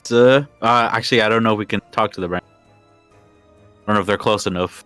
Yeah, they're approaching. Approaching? Yeah. Mr. Featherbot. Oh, hi. Was Hello. it Logman? Yes, that's right.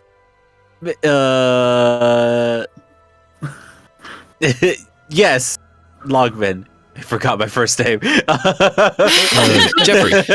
Jeffrey. Jeffrey Logman. That's what it was. Have the trees still fallen silent? Yes. I'm not sure what this means. But it seems the fauna is also wilted. Hmm.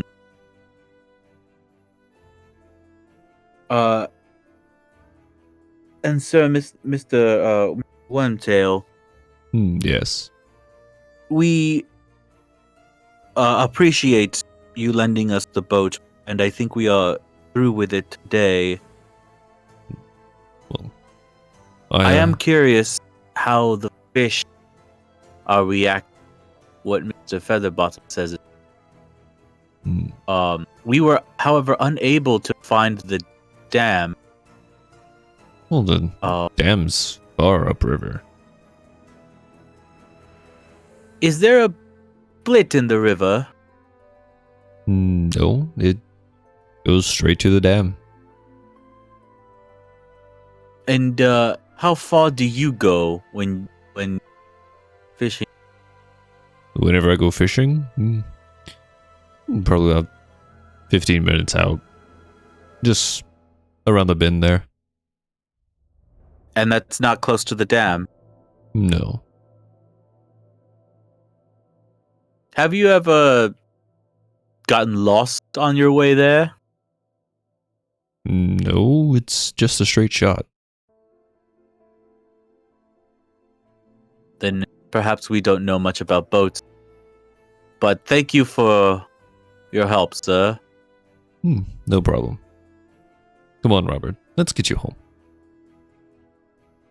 And they start walking across the bridge. You guys, get me some bread. I am going to see if I can leave. I'm going to walk in a straight line out that gate. If I walk back in, I have not turned a heel. What? John just pops out. Oh dear! I just imagine John like behind barrels, like, huh? Oh. No, the camera looks away to like Clyde, and then when it looks back, I'm just standing next to you guys. Oh, Jesus. Yeah. Yes, I'll make sure to get bread. Even for John here. All right. I'll be back, maybe. So you're just gonna like run out the gate and just like keep going? I am going to briskly walk forward along the path, making hella sure I don't turn around accidentally. All right. And there is a road for you to follow that goes like straight up the hill. So like, you go up, you pass some trees, and you do notice that the trees are kind of weirdly shaped, whereas like the bottom is wider, and then they kind of get skinny a little bit up. Kind of goes back to what Robert was saying, that he regrows them. But you're going down the road, and you go up the hill. And you reach the peak of the hill, and you see a town right in front of you. Wait a minute. I bend down, draw a little arrow pointing towards that town. Okay. And then I turn around All right. to see if I can see another town behind me. you do see another town there. Okay. I look at the arrow. It is facing towards the town. Both of them. Every The one single time, behind me. every single time you turn around and look at the arrow, it's facing down.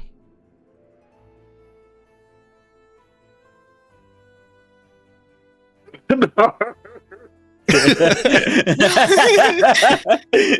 fading away.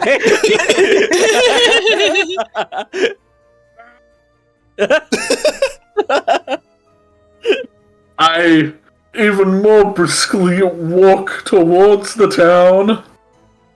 Alright. He's taken off his coat at this point. He's holding it under his arm. He's rolling up his sleeves. Alright. So you're like, He's approaching. alright. And you're passing by like trees and stuff like that. Calm down. I'm out of here. Someone else to play on.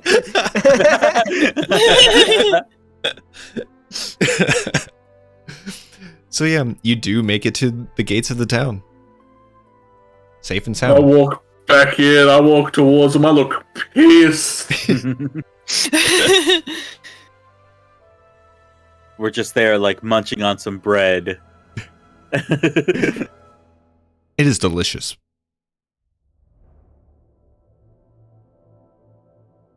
Well, sir, you don't seem quite pleased, but have some bread. Grab some bread and starts eating bread. Mm-hmm.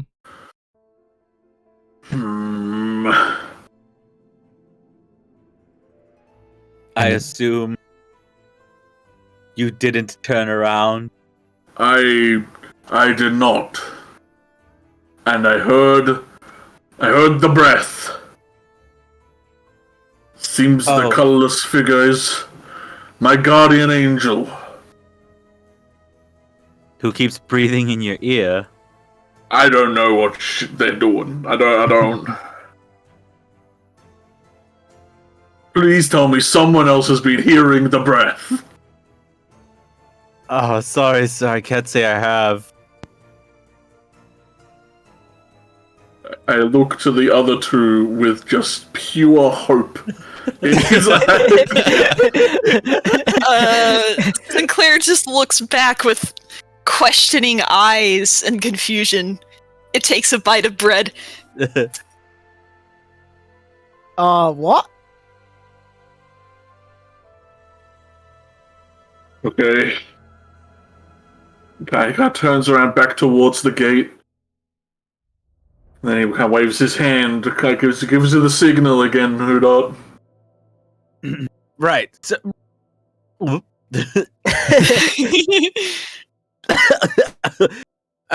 got the book.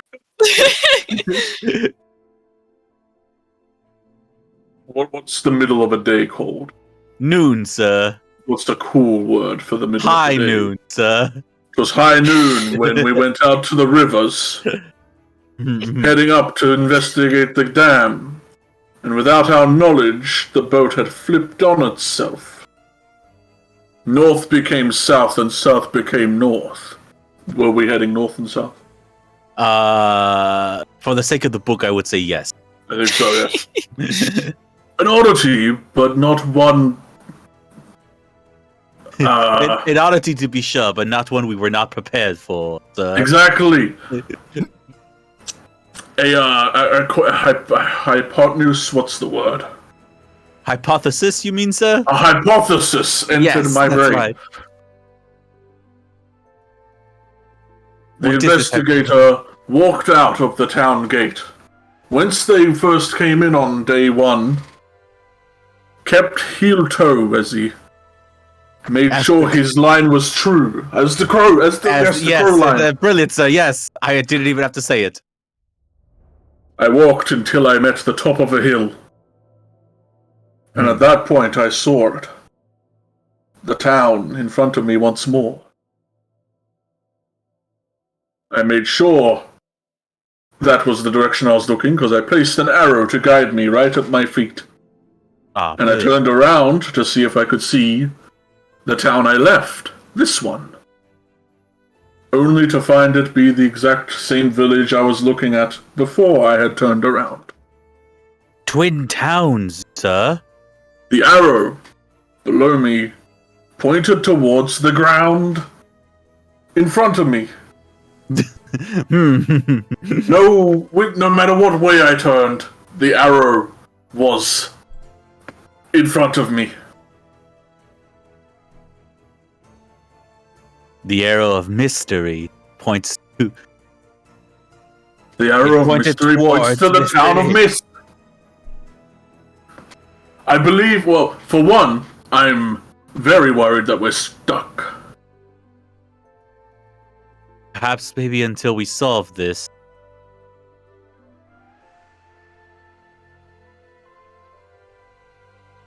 It could be a challenge, sir.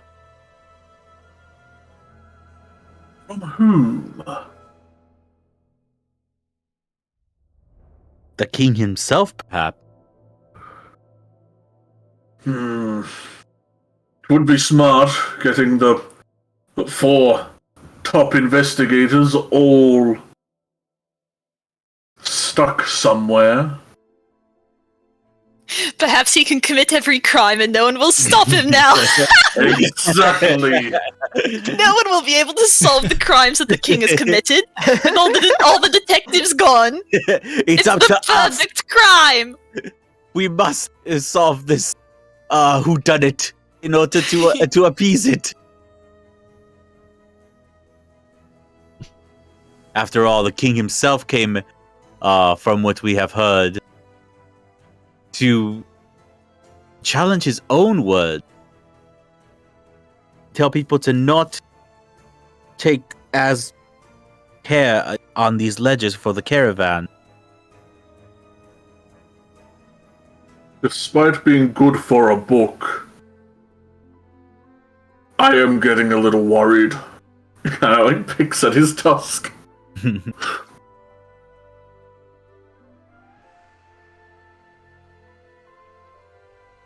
At this time, you do hear a bell chime Oh no. as it echoes across the air. It becomes very quiet. There was chattering of people earlier, but now it's just... nothing. As all of a sudden a fog lifts. You look over to the bread stand and the lady's not there anymore. Oh no.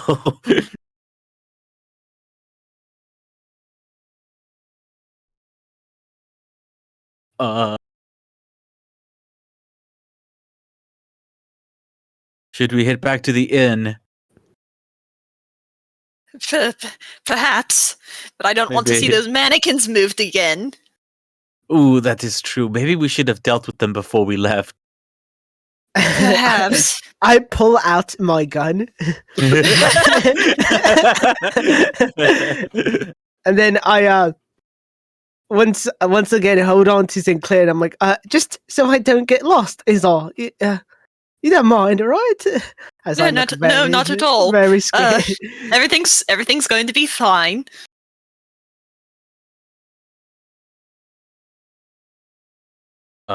Mr. Lowe, do you think that the inn is the best place? Or should we perhaps use this silence to maybe do some more research?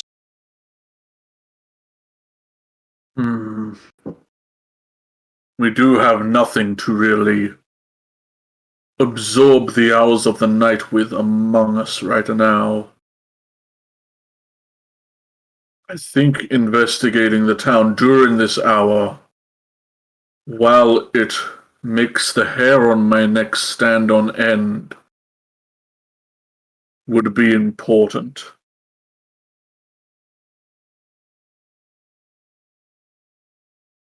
And if we see anything auspicious, Do you mean suspicious? then we might. Some picious word.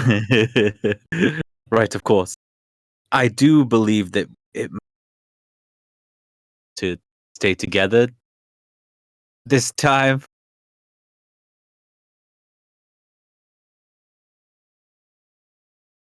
No complaints here.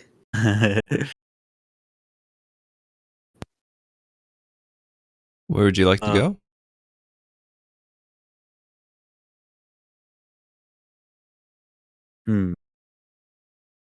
We did not get a chance to during the daytime, but perhaps snoop around the ears off. At least on the I think outside. so.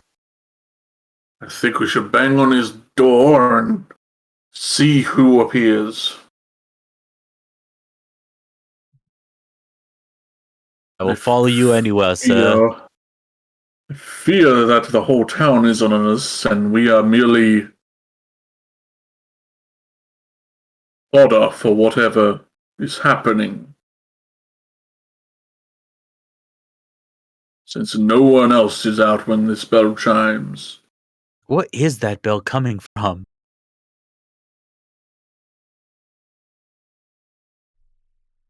I don't know. I am going to slowly march my way towards the mayor's manor. Very much keeping my eyes out, shifty eye in every house and like shadowy corner, any place where someone could be lurking. And as you do, every single house, every single shadow seems to be watching you as well.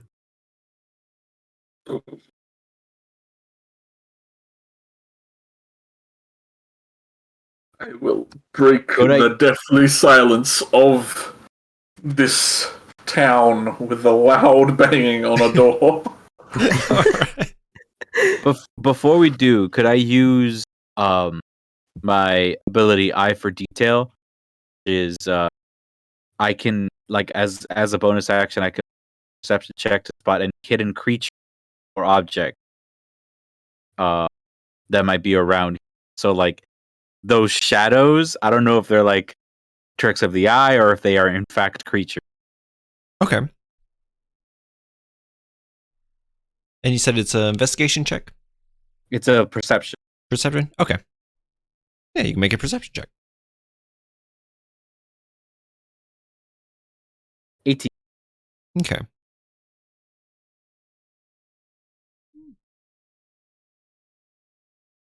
You don't see anything. Okay. I believe those shadows are the eye, sir. If that is the case, go ahead and bang on that door. Bang on that door. Alright. You bang on it. Boom, boom, boom. And you don't hear anything.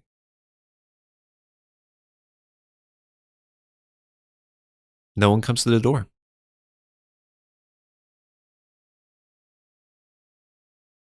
John, Yes. would it be possible for you to sneak around one of the windows, see if you can peek inside?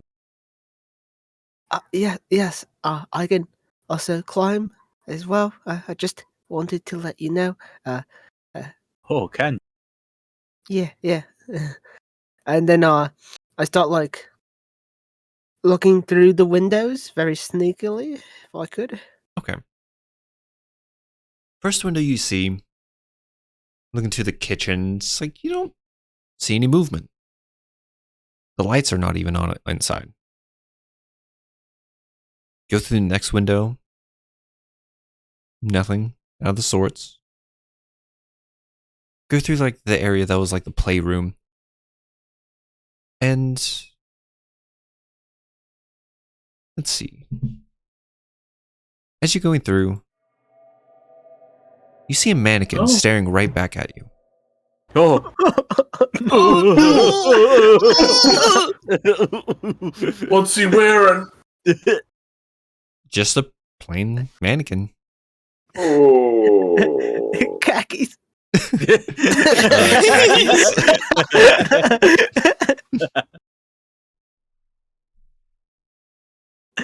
No. My face stands on end as I like stop looking at them, and then I like lean on the wall, hold my chest, and breathe deeply. Approach the John Bunny. He looks rattled. There's a mannequin. It's looking at me. Oh, I'm gonna march my way to that window. So, like, you're still on the outside? Mm-hmm. To go in. You wanted to go in? No, I want to see if it's like still at the window. Oh, okay, gotcha. So you go over and you look in the window and you see nothing. Oh, no! Dean, no, you can't do this! I walk back and I almost like scoop John off his feet. Like I press my hand on his back and I walk him like out into the open, like away from the walls, just into the middle of the place. We should get back to the inn. right away. I turn back towards the manor. We will not be pawns to your games. Wherever you are, whoever you are. Oh God! Before we leave, I have a theory, Miss Claire. This is going on while Lo is going around the window. Yeah. I have a theory, Miss Sinclair.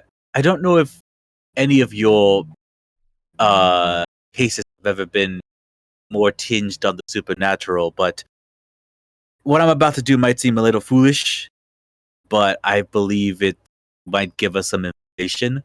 And I'm gonna dig around my bag for like any graphite.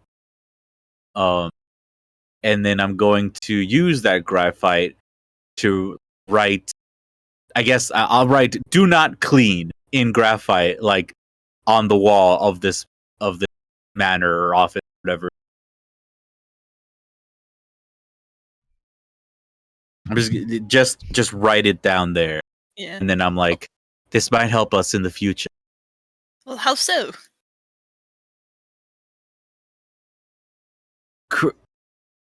Our bellhop, Craig, seems to lose his memory often, and from Mr.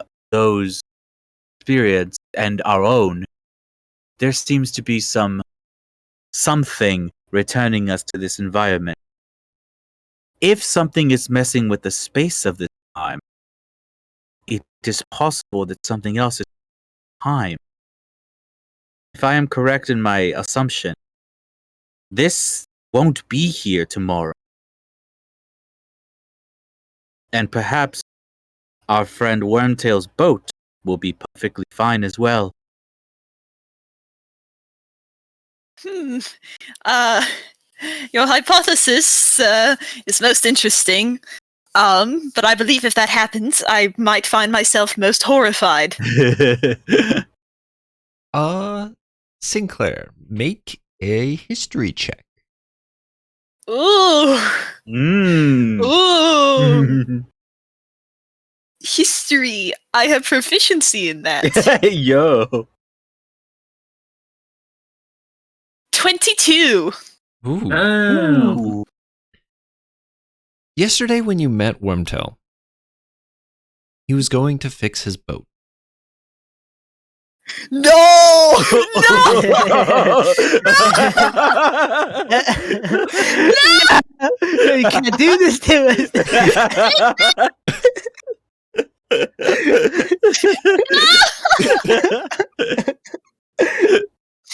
Oh, no. Illegal! So you're all going back to the inn? Yeah. I'm gonna stop by the bakery that we're across from. Mm-hmm. Kind of just tell John to wait there a sec, and I'm gonna try and like barge in through the bakery door. Like, just go into the bakery. I'm trying to get inside the bakery. The door swings wide open. Even, like, because of me? Or... It wasn't locked. Okay, so I open, like, I don't walk towards it and it swings open and I scream, Oh, yeah. right? Yes, That's a because piss of and cry over here. Yeah, that's like literally. I go in and can I find like a bag of salt? It's a big old bag of salt. Make a perception check or investigation. I'm doing perception. I got no investor. 14. Okay. You find it hard to find anything in here, as it looks like no one has been here for a bit.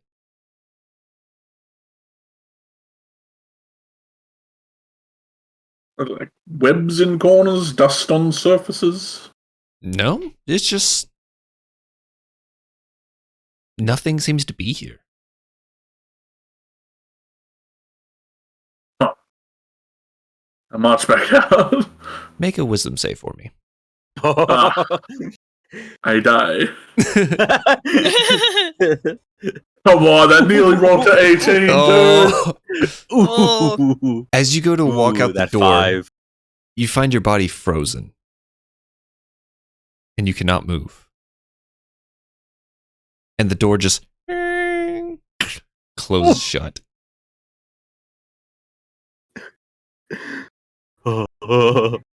Was Bunny with him at all? Was he alone? John, you do Are see you- the door close. Oh, I try to run for it. Like run away or I know, but Yeah. you know what? I'm out here. I'm Last out. thing I see is John running away. No, I attempt to like not make sure the door. Try to open the door. Fuck, you got me rattled. Then fuck. try to open the door. So you swing open the door and you see a mannequin standing behind Clyde. What is he wearing? What is he wearing? What is he wearing? You don't see any clothes on it. I fire my gun.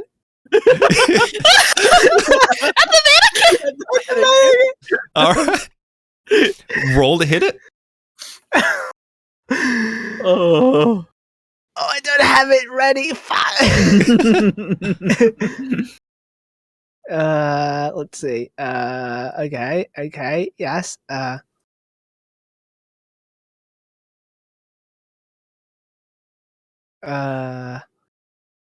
Not gun, but gun.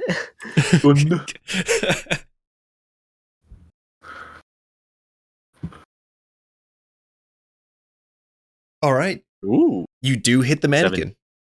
I swear. So like splinters like go off of its shoulder. Oh, okay. I was half expecting it to bleed. Ink, I swear. I will need you to make a wisdom save though. Oh. Oh boy.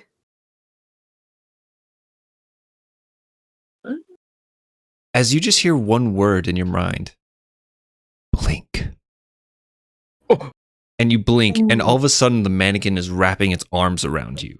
Fire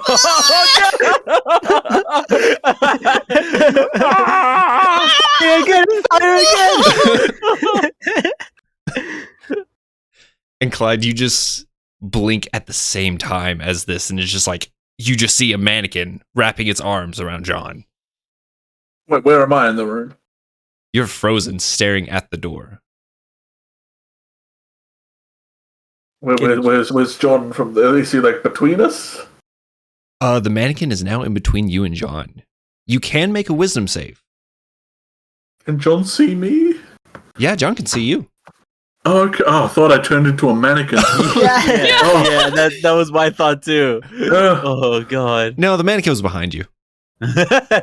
Ooh. All right. You've now can feel your body again. 20. I'm walking up. I'm bopping this mannequin. I'm punching him off the kid. Like, I'm like, get off the kid. All right. Roll to hit. 7-8. All right. Punch it and like splinters off again. Get out of here. Oh, dang. Oh, dang. Okay. Yeah. Really good. Ooh, what a I'm clobber. like grab John by like the collar. I'm pulling him out as I try and get outside. All right. You both just like get out of the bakery as fast as you can, and you look back and you don't see the mannequin laying there. Ooh. And the door just Oh, closes. And at this time, Hudot and Lawrence are coming from the bridge. Did they hear a gunshot? Yes, they did hear a gunshot. Okay, they heard a gunshot. all right. Yeah. Well, Bunny did overreact today in the morning, so that should be fine. Yes, maybe we just shouldn't care about any gunshots anymore. Yes, The of false course, we alarms. should only assume that it's just Bunny playing around. Yes. That is a smart choice to make, my mister. You're very intelligent. Quite, thank you as well for agreeing. But yes, both of you hear a gunshot, and you just see Clyde and Bunny just like stumble out of the doorway. Then I guess we'll hurry over. Or at least Yeah. Lawrence will. No, yeah, we will. Yeah. What? Sir, is something wrong? Everything is wrong. Oh. Settle ourselves, stand up, kind of straighten myself out a bit, like neaten off John's, kind of dust off his shoulders, straighten up his tie. Are you okay, kid? I didn't do anything. It's okay. You shot him really well. It turns out you're brilliant with that thing. Don't go in any house alone anymore, guys. All Let's right. get in the inn. Now. He walks up, opens the door, and just gestures for everyone. Okay, sir. All right. Walk in. All right. And you notice the fireplace isn't on. It's dark, quiet. No Craig to be seen. No. God damn. I tell them what happened in the bakery as I'm going up to light the fire. I went in looking for salt, as it is a deterrent for the supernatural. Brilliant. I froze. Same thing in my dream, could not move. Then the door closed. Brave John here came to my rescue, and a mannequin appeared in between us. I instantly look around to see if there's mannequins around us right now. You don't see any. Up the stairs.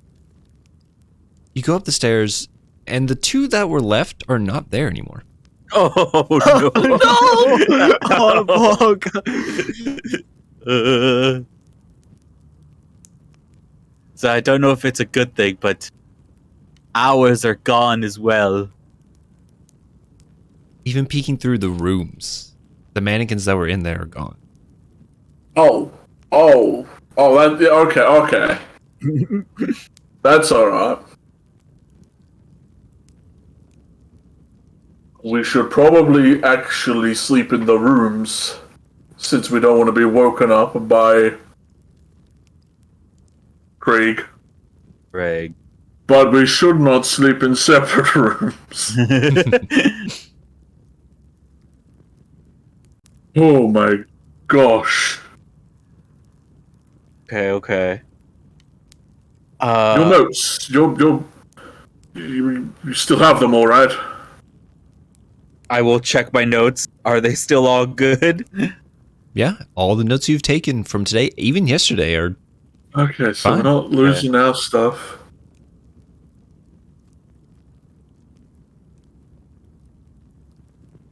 I'm going to. I did something, Miss Lowe, in Mayor's office that I kind of want also do here.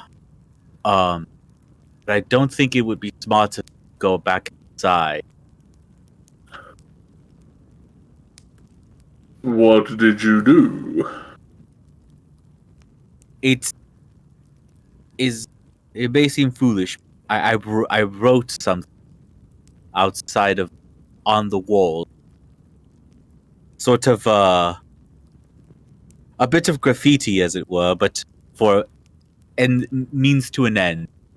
And I'm wondering if so to further test my theory. What is your theory? If what I wrote disappears tomorrow, then there will be more going on with this town than we first anticipated. Possibly someone manipulating time and space here. Hmm. Do any of you have a hatchet? Sir, I'm Why do sorry, you- I know it was a dumb idea, but that was I like what you're thinking of. Does anybody have anything I could use to? Well, actually, he kind of reaches. Pulls out his dagger. He's like, try and help me pry up one of these floorboards. I'll check the window. like outside. What? The window that I shot. Oh yeah, the shattered Oh, window. Oh, There's a hole there. Okay, if it's gone in the morning, that's also another. Okay.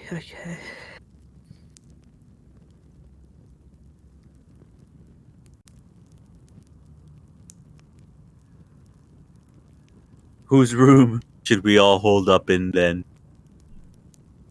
Big enough for 4 people.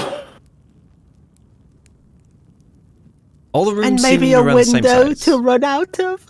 And an escape window. Each room seemed to be around the same size, and each one did have a window. Okay. We could pile into one room, If possible, Drag- that's the best drag some idea. mattresses, maybe. I'm not trying to get under a floorboard in this room, like a one in the far corner. Just jimmy it open. Whose I room don't do mind you breaking stay it in? because I can just mending it. Who's what? Whose room do you stay in? Oh no. Probably the one by the stairs. So if we do need to run, So who we can does just run down the stairs. So that would be my room. Who does? Yeah. Okay.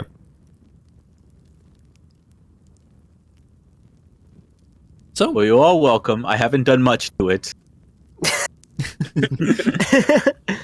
So do you all bunker in Hoodot's room for the night? You get mattresses and get all cozy. Fortify your defenses.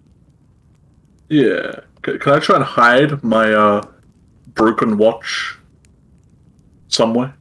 Yeah. Just to hide it somewhere where I don't think a goblin would find it. Okay. Is that what you were doing, like underneath the floorboard? Yeah, I was gonna smash a floorboard, put it there, and like mending the floorboard, Yeah. That's how you do that. make it look fine. Mhm. That's where I put him.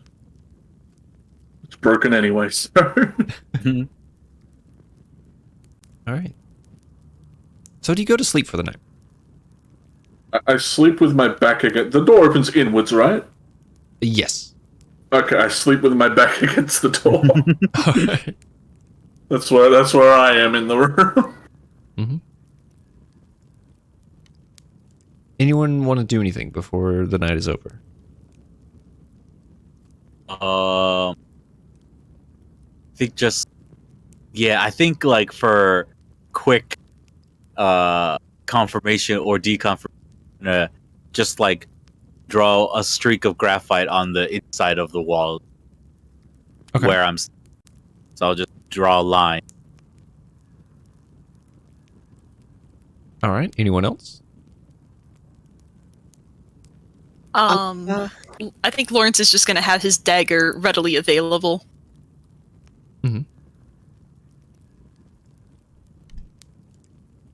And John? is the door locked? You can lock it, yes. Okay. I lock it. Please. Yeah. Oh, yeah, that's a good idea.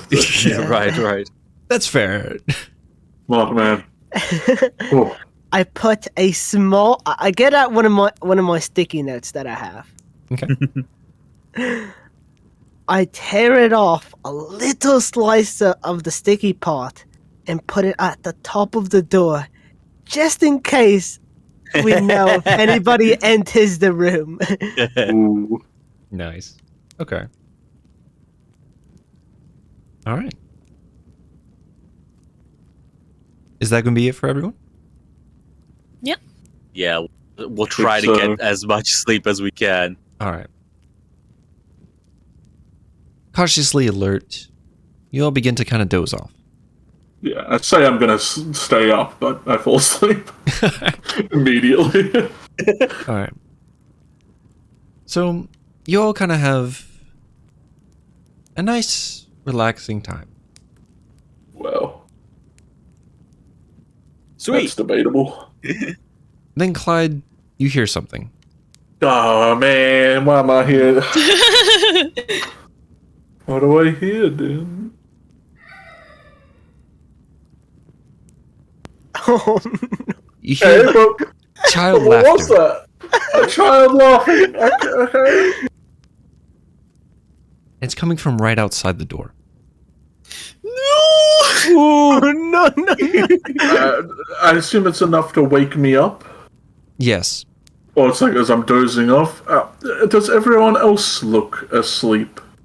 You don't see everyone else.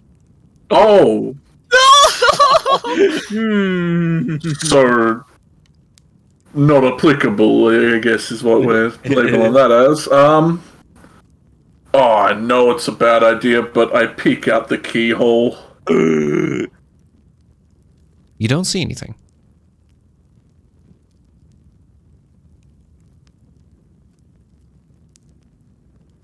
I stand up. You still don't see anything. I'm blind. You're staring directly at the door. Yeah, he's working up the courage. He'll slowly open the door. No anger, really, in this. Is just cautious. You look out the door, and you just see the hallway with 5 doorways. I'm not in the inn anymore. You're in the inn. 5 doorways. 5. There's another doorway. Yeah. You see 4 doorways to each rooms and a door at the end of the hall. I will, while having one hand on the banister, slowly approach the door, looking down at like the lower area, kind of just seeing if maybe everyone inside the room went to sleep out by the fire. Maybe they just somehow like went out the window and climbed in through the front door, you know.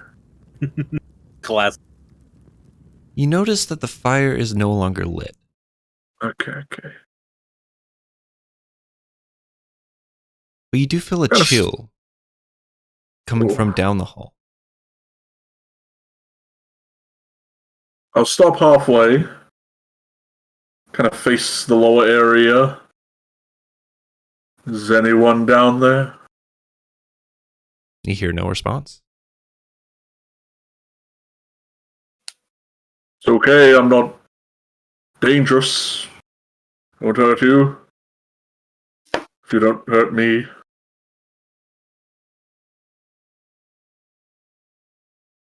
Still nothing. He approaches the mystery door. So you do start walking towards the door at the end of the hallway. Slowly, the other doors pass by. Your footsteps creaking every once in a while. Are they still like 2, 3, 4? Are they still labeled in that way? Yeah. The other doors Okay. are labeled, but the door at the end of the hallway is different. It's a nice cherry wood door with lilies crafted on the corners. And as you get closer, the air becomes more chill. You reach for the doorknob, and like the crystal knob itself kind of like digs into your hand as you grip tightly. And you think to yourself, do I want to open this?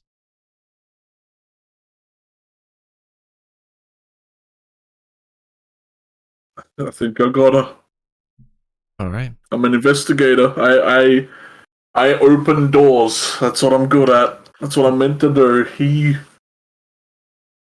He would, All right. unless physically stopped. Make a wisdom save for me. Okay, that's okay. You know what? You know, Oh, Cheeki. I feel very targeted right now.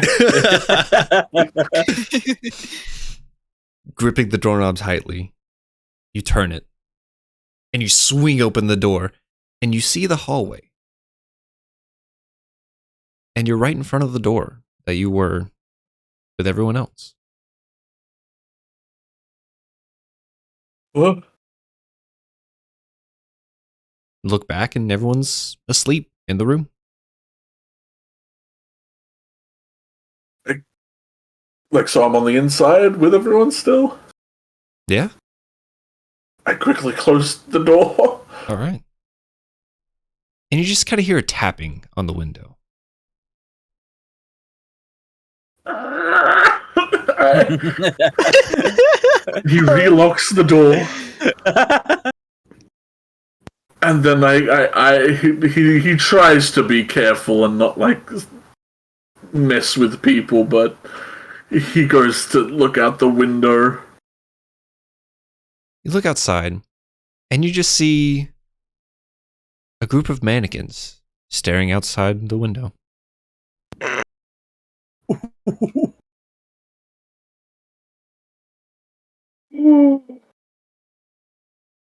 And that's where we're going to end tonight's session. Yeah.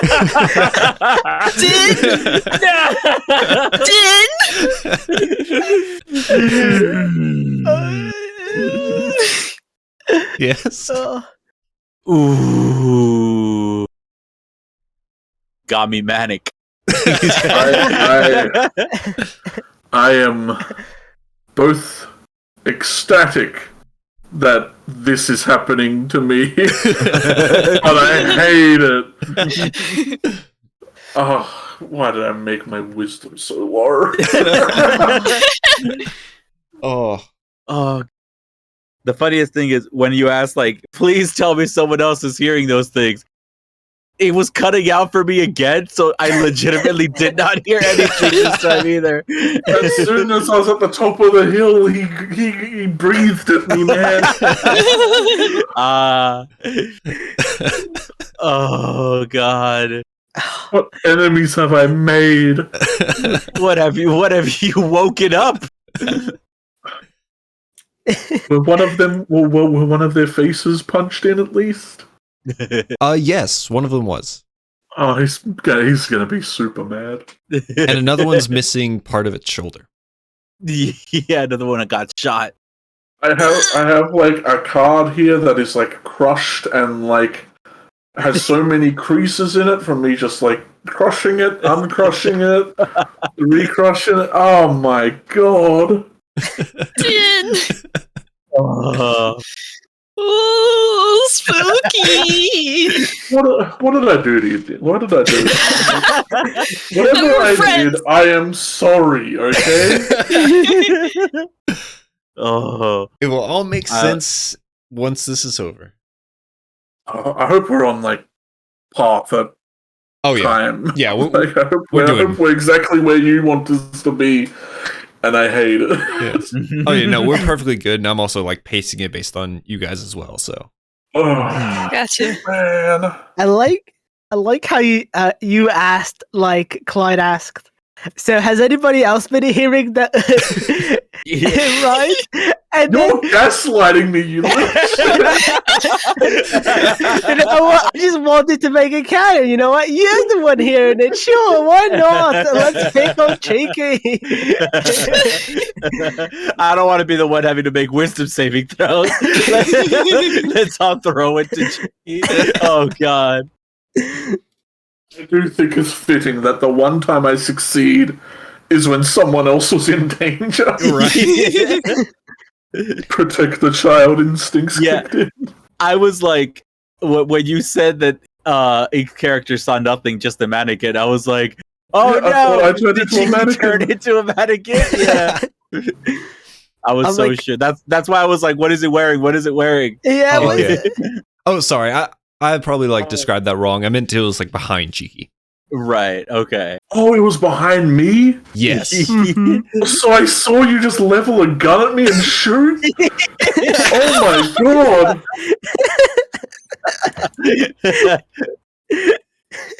It'll be like that sometimes. So sometimes And I it'd be couldn't like even that. flinch. No. Oh, Oh, that was a good session, everyone. Amazing job, all of you. Oh my god. oh, great job, dude. Creepy. Yeah. That's just what I wanted. Thank you. So why don't we all sign out and wish everyone a good night. It's like I want to sleep after that.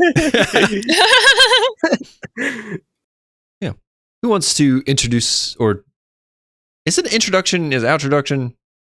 Who- Outro, I guess. Yeah. Yeah. Who wants to say their name? Sending Where to find them first? I'll rock it. I'm stuttering. Might as well. I'm Captain Cheeky. I've been Clyde Lowe, the half-orc investigator who's just having the best time of his life with his low wisdom and rolling above a 10 like once with it this entire session, so that's good. Oh, you That's wrote a good. nat 20 though earlier. I did get an at 20. Maybe Yeah, should have saved that for the wisdom. save it for the whiz. You can find me on Twitch, YouTube, Twitter, all basically at the same usernames where I talk about D&D, because that's what I do. I draw it, I play it, I run it. Right now, I'm terrified of it. Oh, Well, hey, I'll go next. I'm Vitamin Ditter. I go under that name, all one word, in on YouTube, Twitch, and Twitter. I also make D&D content. And I have a great time, usually here in the arcade game when invited to games. I've been Huda Grim, the bugbear Inquisitor rogue. Person that I guess is just kind of reaching out for or paranormal stuff now. So maybe we got it at this point. yeah, right. Which, funny enough, he has not seen any mannequins like react that way yet. So it'll be very interesting to see what's up when a horde of them comes upon us. Well,